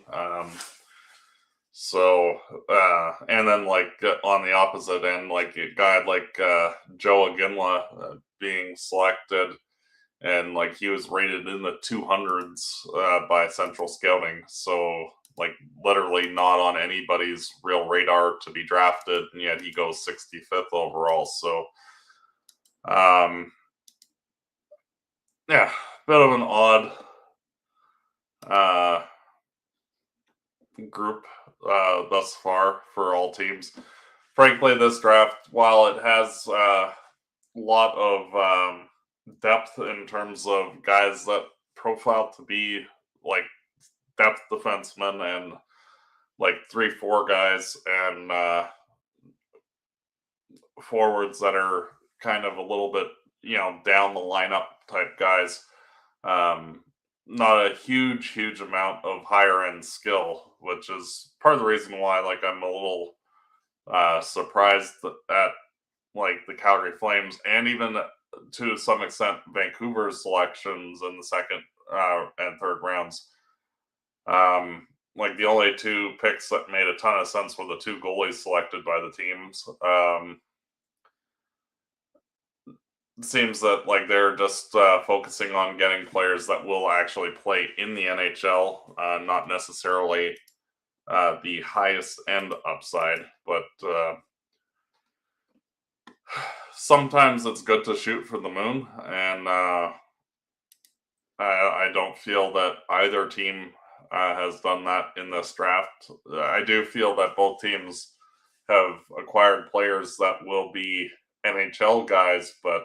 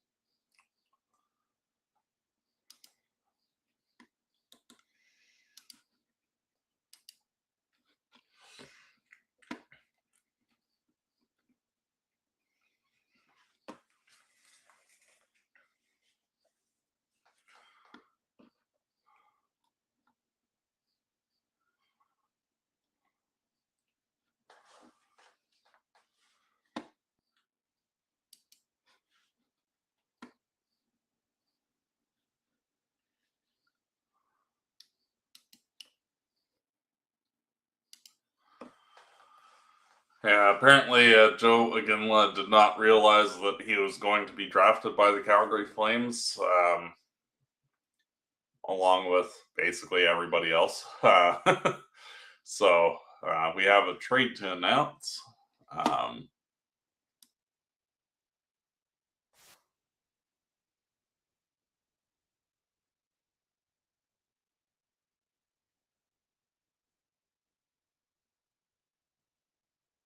Minnesota trades up to pick 83 from pick 89, throwing a sixth or fifth at LA to move up. So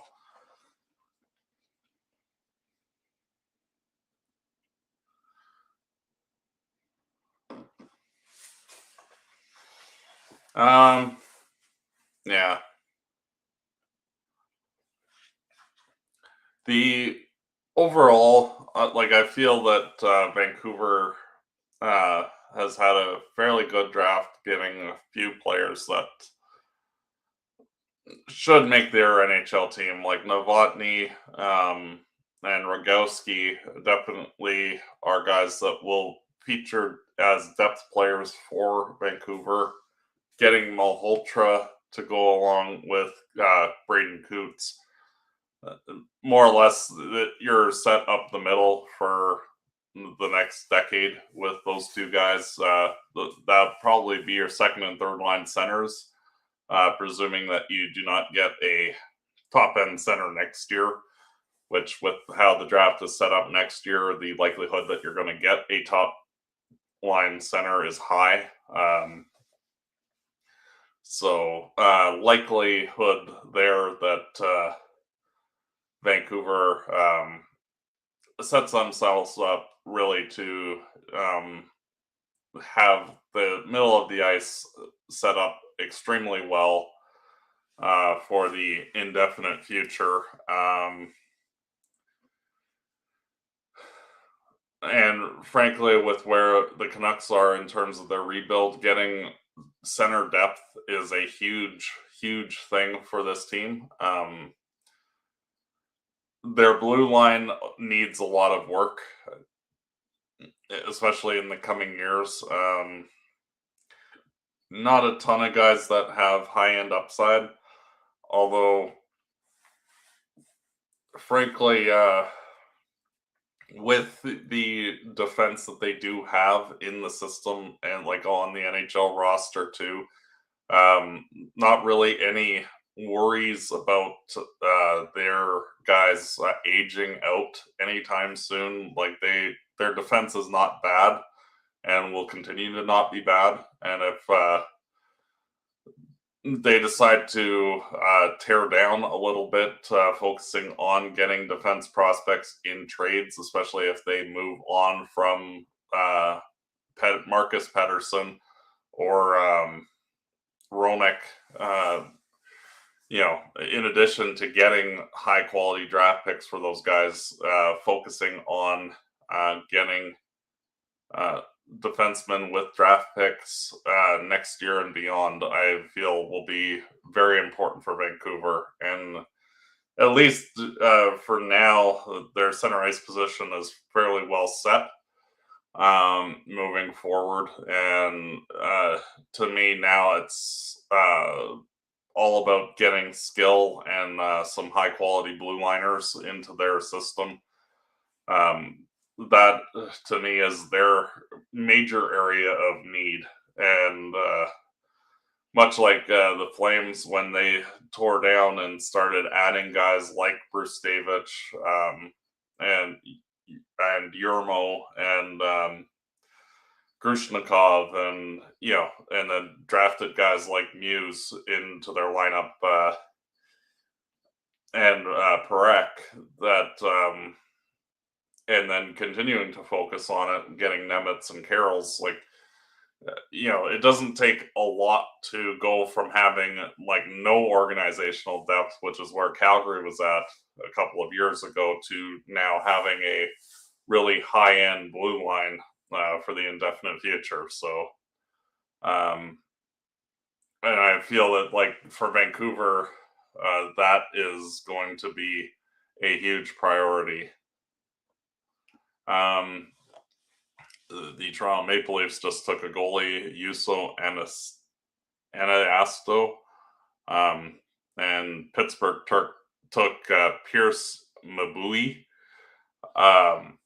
another small guy that was rated to go in the second round. So good value pick by the Penguins. Had 75 points in 68 games this year for Owen Sound.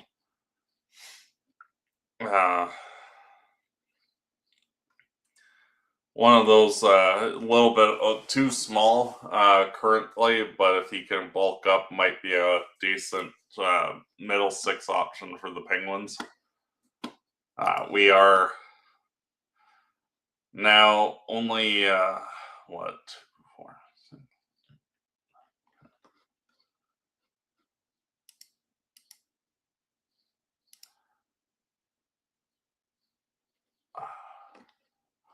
11 picks away from, or 10 picks away from the next Vancouver pick, number 97, and then the Flames a couple picks later at 100. So that will be coming up next, probably in about 10 to 15 minutes.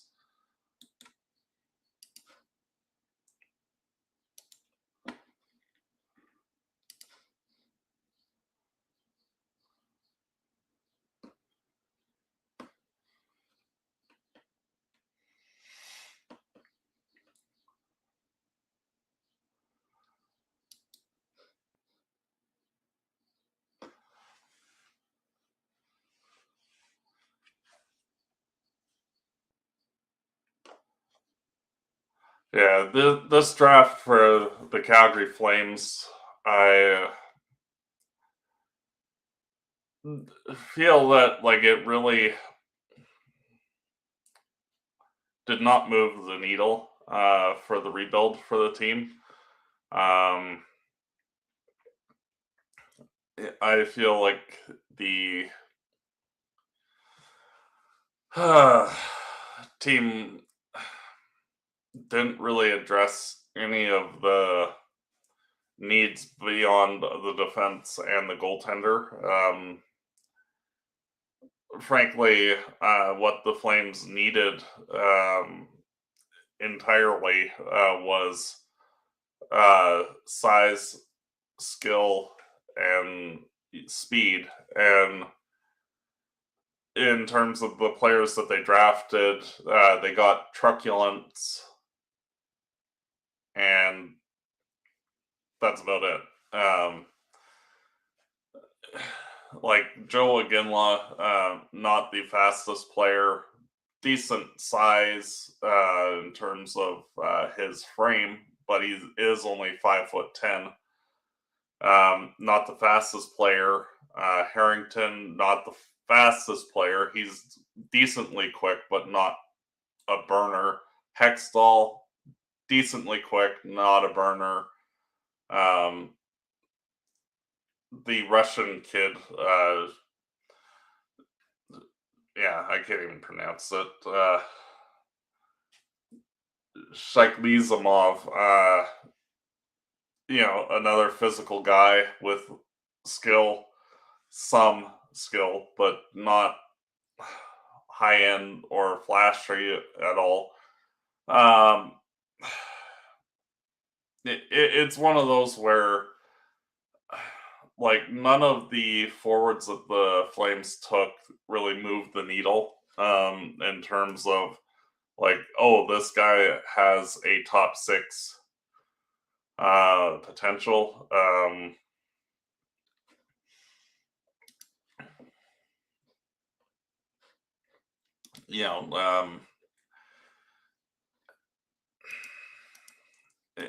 It really feels like after getting Carson Carrolls, the Flames more or less drafted a fourth line, which is fine, but I'm not really a fan of getting guys where their upside is basically being a okay third line guy with high end picks. Like, like when the Flames drafted Colin Potter or Matvey Gridden, that there is the skill level there where if they pan out, they can be a high quality top six forward. And in Potter's case, his defensive acumen allows him, if he doesn't quite transition offensively, he can still be a very speedy and effective penalty killer and just general pain to play against. And like, I don't feel that any of the guys that the Flames took have that high-end speed or flashiness, and or even just some flashy skill. Like, it just feels like he's fine. Like, not really an encouraging draft by the Flames. Like, honestly, the guys that they acquired in trade at the trade deadline,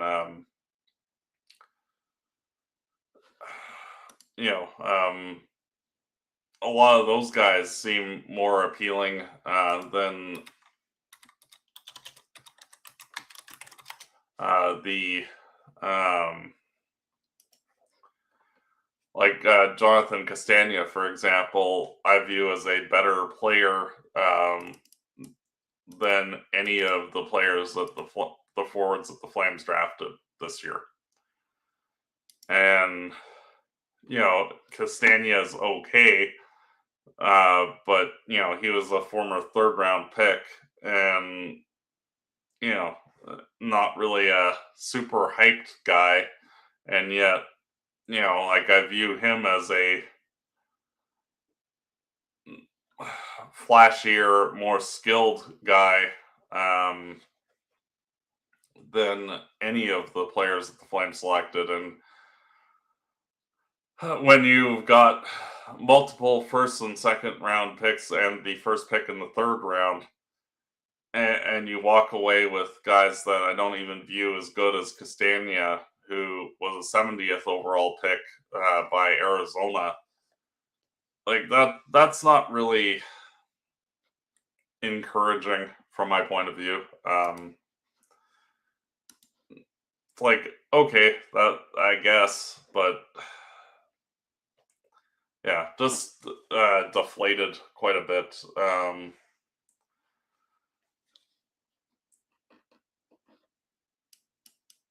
Especially with the Flames having such good drafts in recent years, the last 3-4 years, I feel like they've had excellent drafts. I don't really think that they had a good draft this year at all, and interesting to see that the draft went from a pick a minute to having like a nearly 3 minute timer between each pick. So, like, usually the draft's done around noon, and we're only in the third round right now. Was not anticipating that when doing this show, because I do have to be somewhere at 1 o'clock. I was figuring that we are going to be done by then. But we'll see. May have to call it curtains at some point. But may probably will go to the fifth round, but at like noon 30, end this show. But not really a ton left to say about either team right now. Just kind of waiting for the remaining draft picks for the top 100.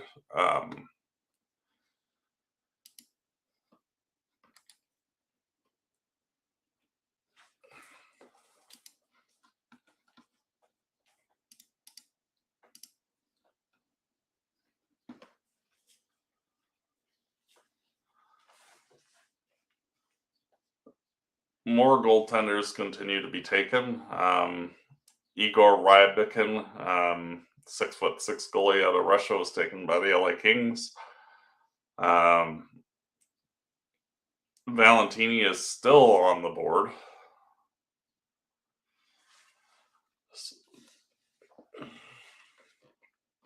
Only 5 picks between now and Vancouver, so they have an opportunity to get a high-end skill guy at number 97.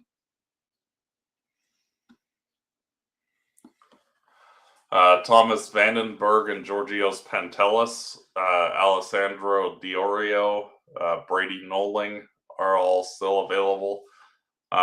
Would be happy with any of those type of guys for the Flames or the Canucks. Lars Steiner is also available. He's a big right winger. Other than that, most of the guys in the top 75 have been selected through pick number 91. Only the 7 guys are still available that were rated that highly. Be interesting to see with certain teams that are still on the clock between now and Vancouver, Vegas, Montreal, Columbus, Vegas again, and Utah. Vegas tends to be the type of team that prioritizes skill when drafting.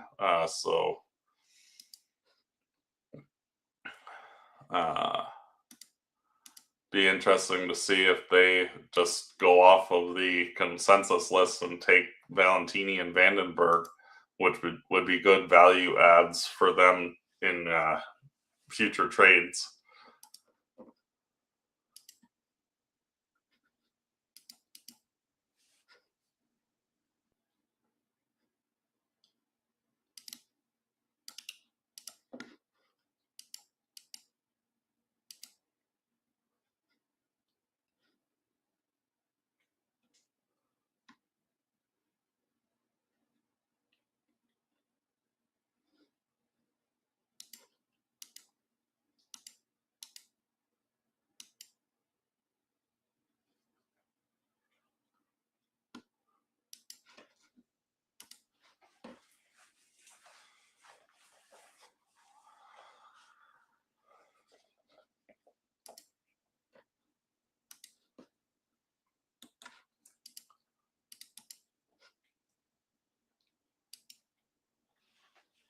Just looking up to see if there are any interesting rumors or anything going on around the league.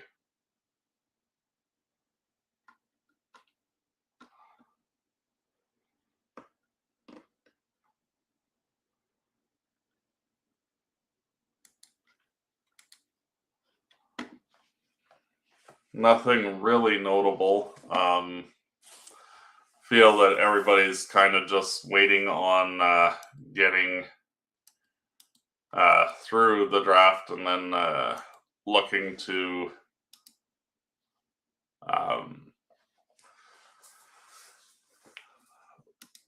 looking ahead to free agency and all of that chaos and add everything.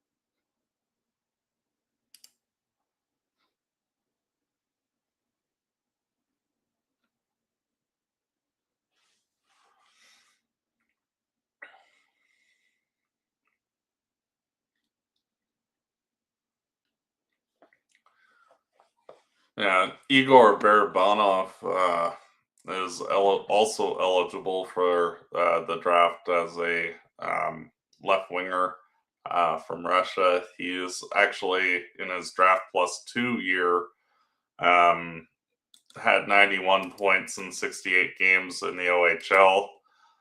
Will be heading to the NCAA next year at the University of Massachusetts. Might be an interesting player. Potentially at pick 97 or 100.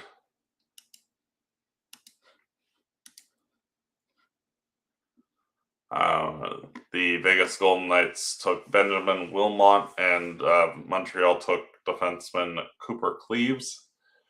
Always like alliteration names.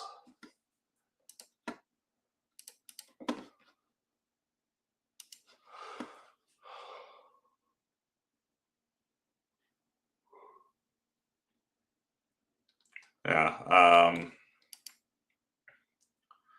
Interesting that Alessandro Diorio is still there. At one point this season, he was projected to be a first-round pick, and he is still available as we're getting close to the fourth round.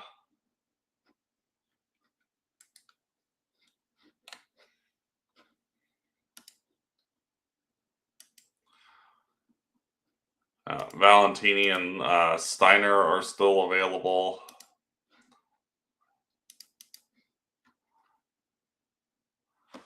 Vandenberg, Pantelis,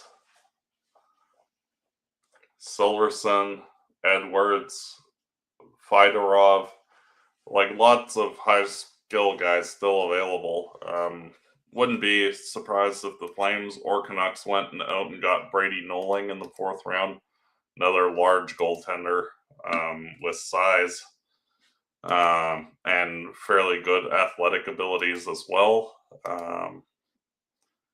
Not necessarily the greatest need with both teams getting a goalie, but never hurts if you really like one of the goalies.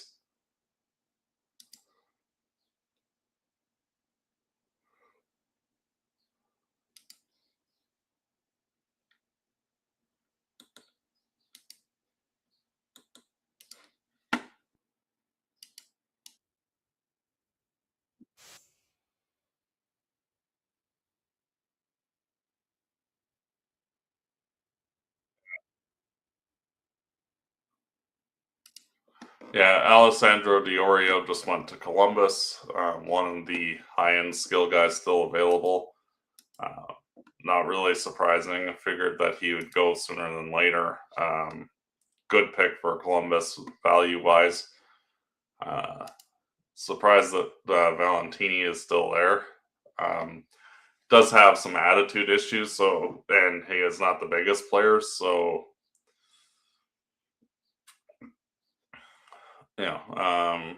Evan Jardine is another player from Youngstown that the Flames might be interested in. Arseny Anisimov, another Prince George Cougars defenseman. Yeah.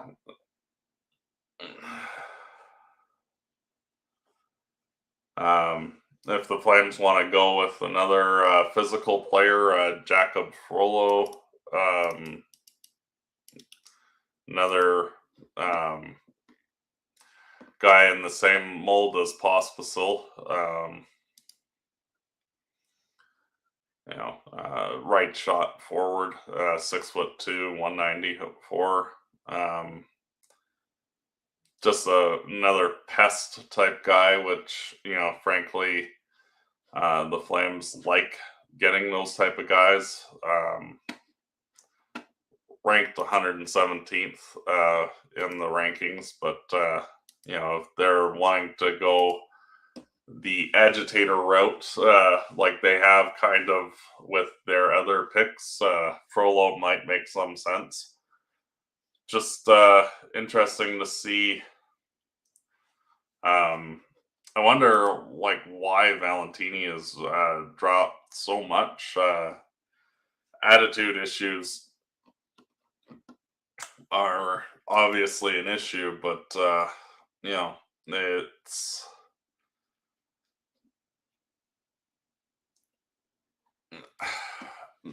it's one of those where he must have interviewed poorly with everybody, because there's no reason why a player that should have gone mid 40s at the latest is still available at 96. Vegas took big defenseman Sean Burke. He's 6'8". If he turns into an NHL player, have fun dealing with that. But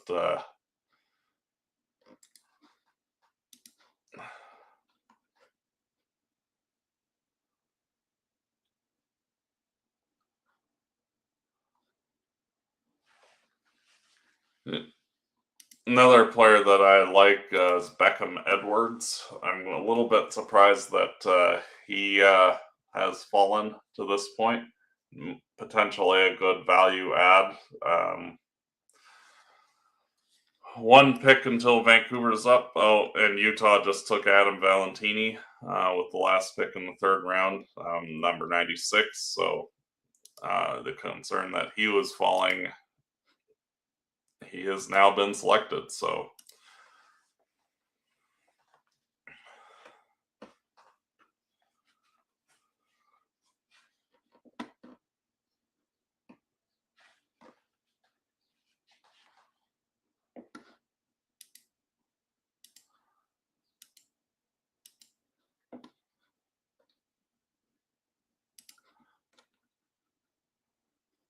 yeah, Vandenberg and Pentelis and Steiner are still available. Noling and Barabanov also. So we will see when the Flames come up to pick and Vancouver picks, if they are going to be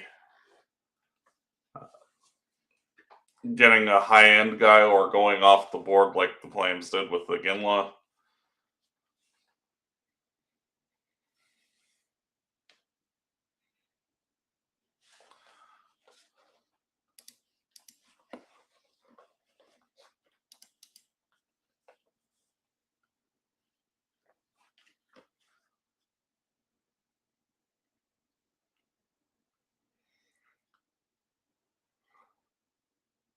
Yeah, Valentini, I can understand why he fell. He, attitude-wise, just even from how, the vest that he has on, I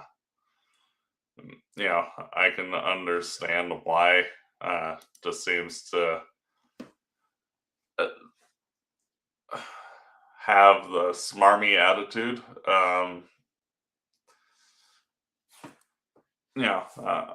I can understand why people passed on him. Glad that Utah got him. Hopefully he can work his way through their system. But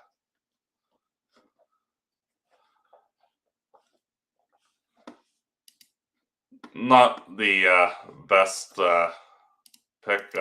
The Vancouver Canucks take Yaroslav Brizgalov, Belarusian player, 6'4", 220, another beefy guy.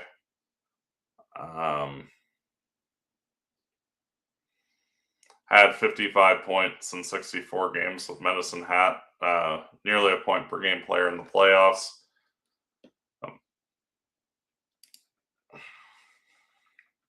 Ranked 85th by Elite Prospects.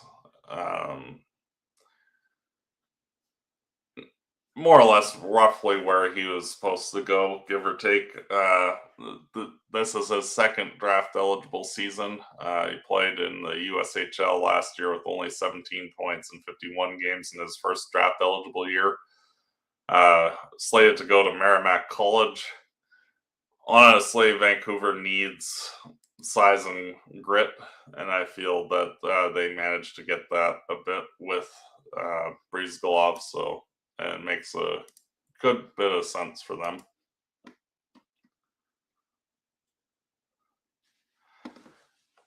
If the Flames are able to get Vandenberg, Steiner, Barabanov, or Evan Jardine, I view those as being a good pick at 100. Lots of different options available to them. I would be thrilled if they got Vandenberg. He was kind of one of the guys I was thinking of at 65 or 68 for the Flames. If they could get him at 100, I think that is a good value.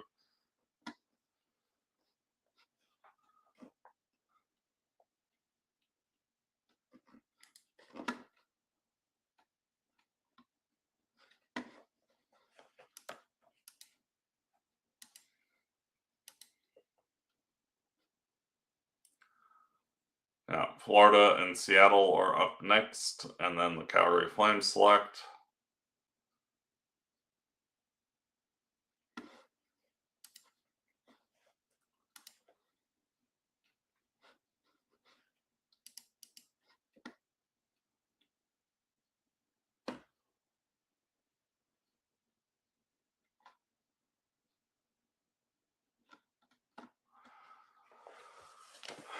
Jonas Silvertson, Beckham Edwards might also be interesting picks for 100. The Florida Panthers take giant defenseman Jonas Kemps, 6'6" guy.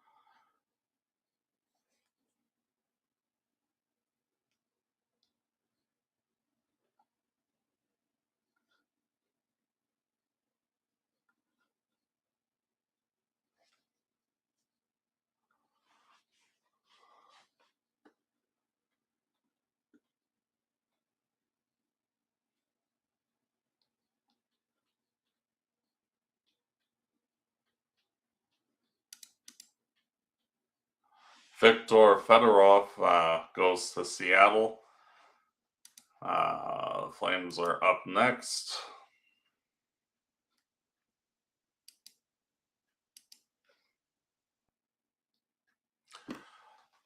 I would be thrilled if they got Pantelis with this pick.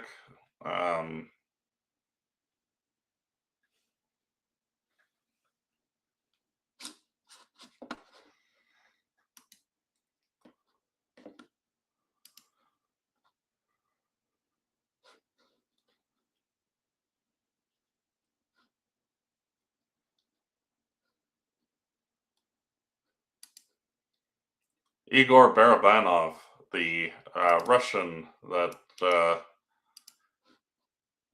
passed over in 2 successive drafts.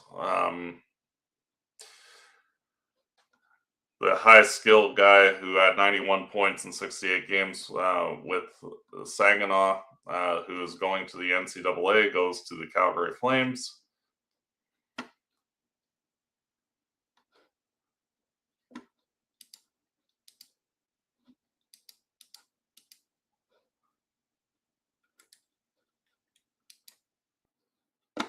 Cannot complain about that. He's a center, shoots left.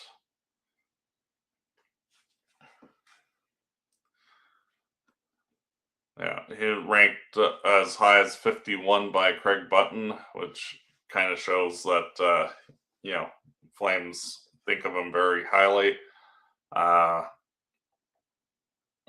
Very good skill set overall for Barabanov. I really like this pick.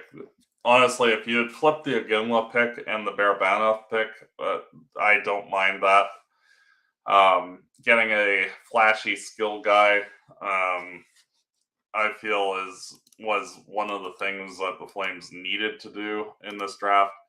I feel that Barabanov ticks that box.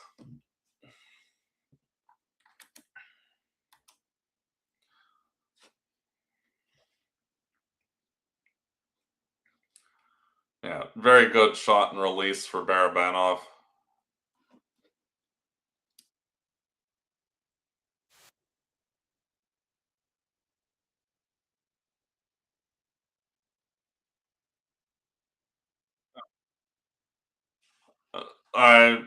I like that he was second amongst all OHL skaters. Even though with the name Igor Barabanov, he was actually born in Anaheim, California.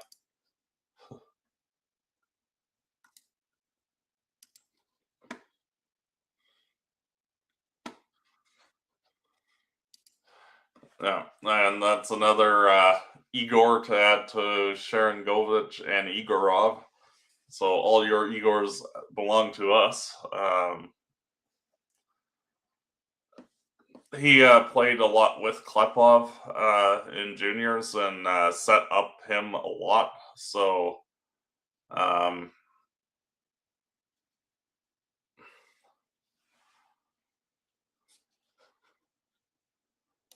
can't complain. High ceiling, high skill guy. Might be one of those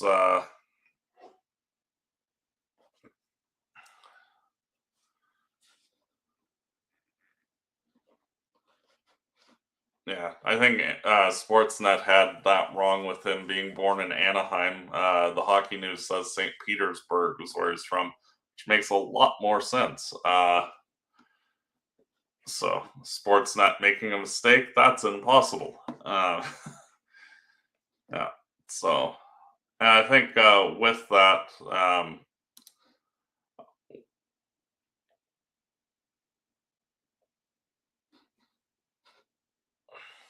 I will call this a day for the entry draft. Neither the Canucks or the Flames pick again for probably another hour, hour and a half, and we'll call it a day. Not a ton to talk about. No trades, and frankly, with the draft taking like 3 minutes per pick in the second round instead of a minute per pick, it's hard to really analyze a bunch of players that, like we're getting into the weeds where like a lot of these people are guys that nobody's heard of unless you're deep in the scouting weeds a bit, and like the like I've heard of a number of these people, but a lot of them I also haven't heard of, and I did an extensive amount of research for this draft. So anyway, we'll call it there at the 3-hour mark of the draft coverage for the second day. Dan and I at Fireside Chat will be doing a follow-up show tomorrow to cover the remaining handful of picks and just cover the entire weekend and the free agency to come. I may also join Kevin Olenek on Chef and Pucks as well, depending on timing and how everything works over the next handful of days. Also likely previewing all of that. Thank you for listening, everybody, and have a good rest of your day.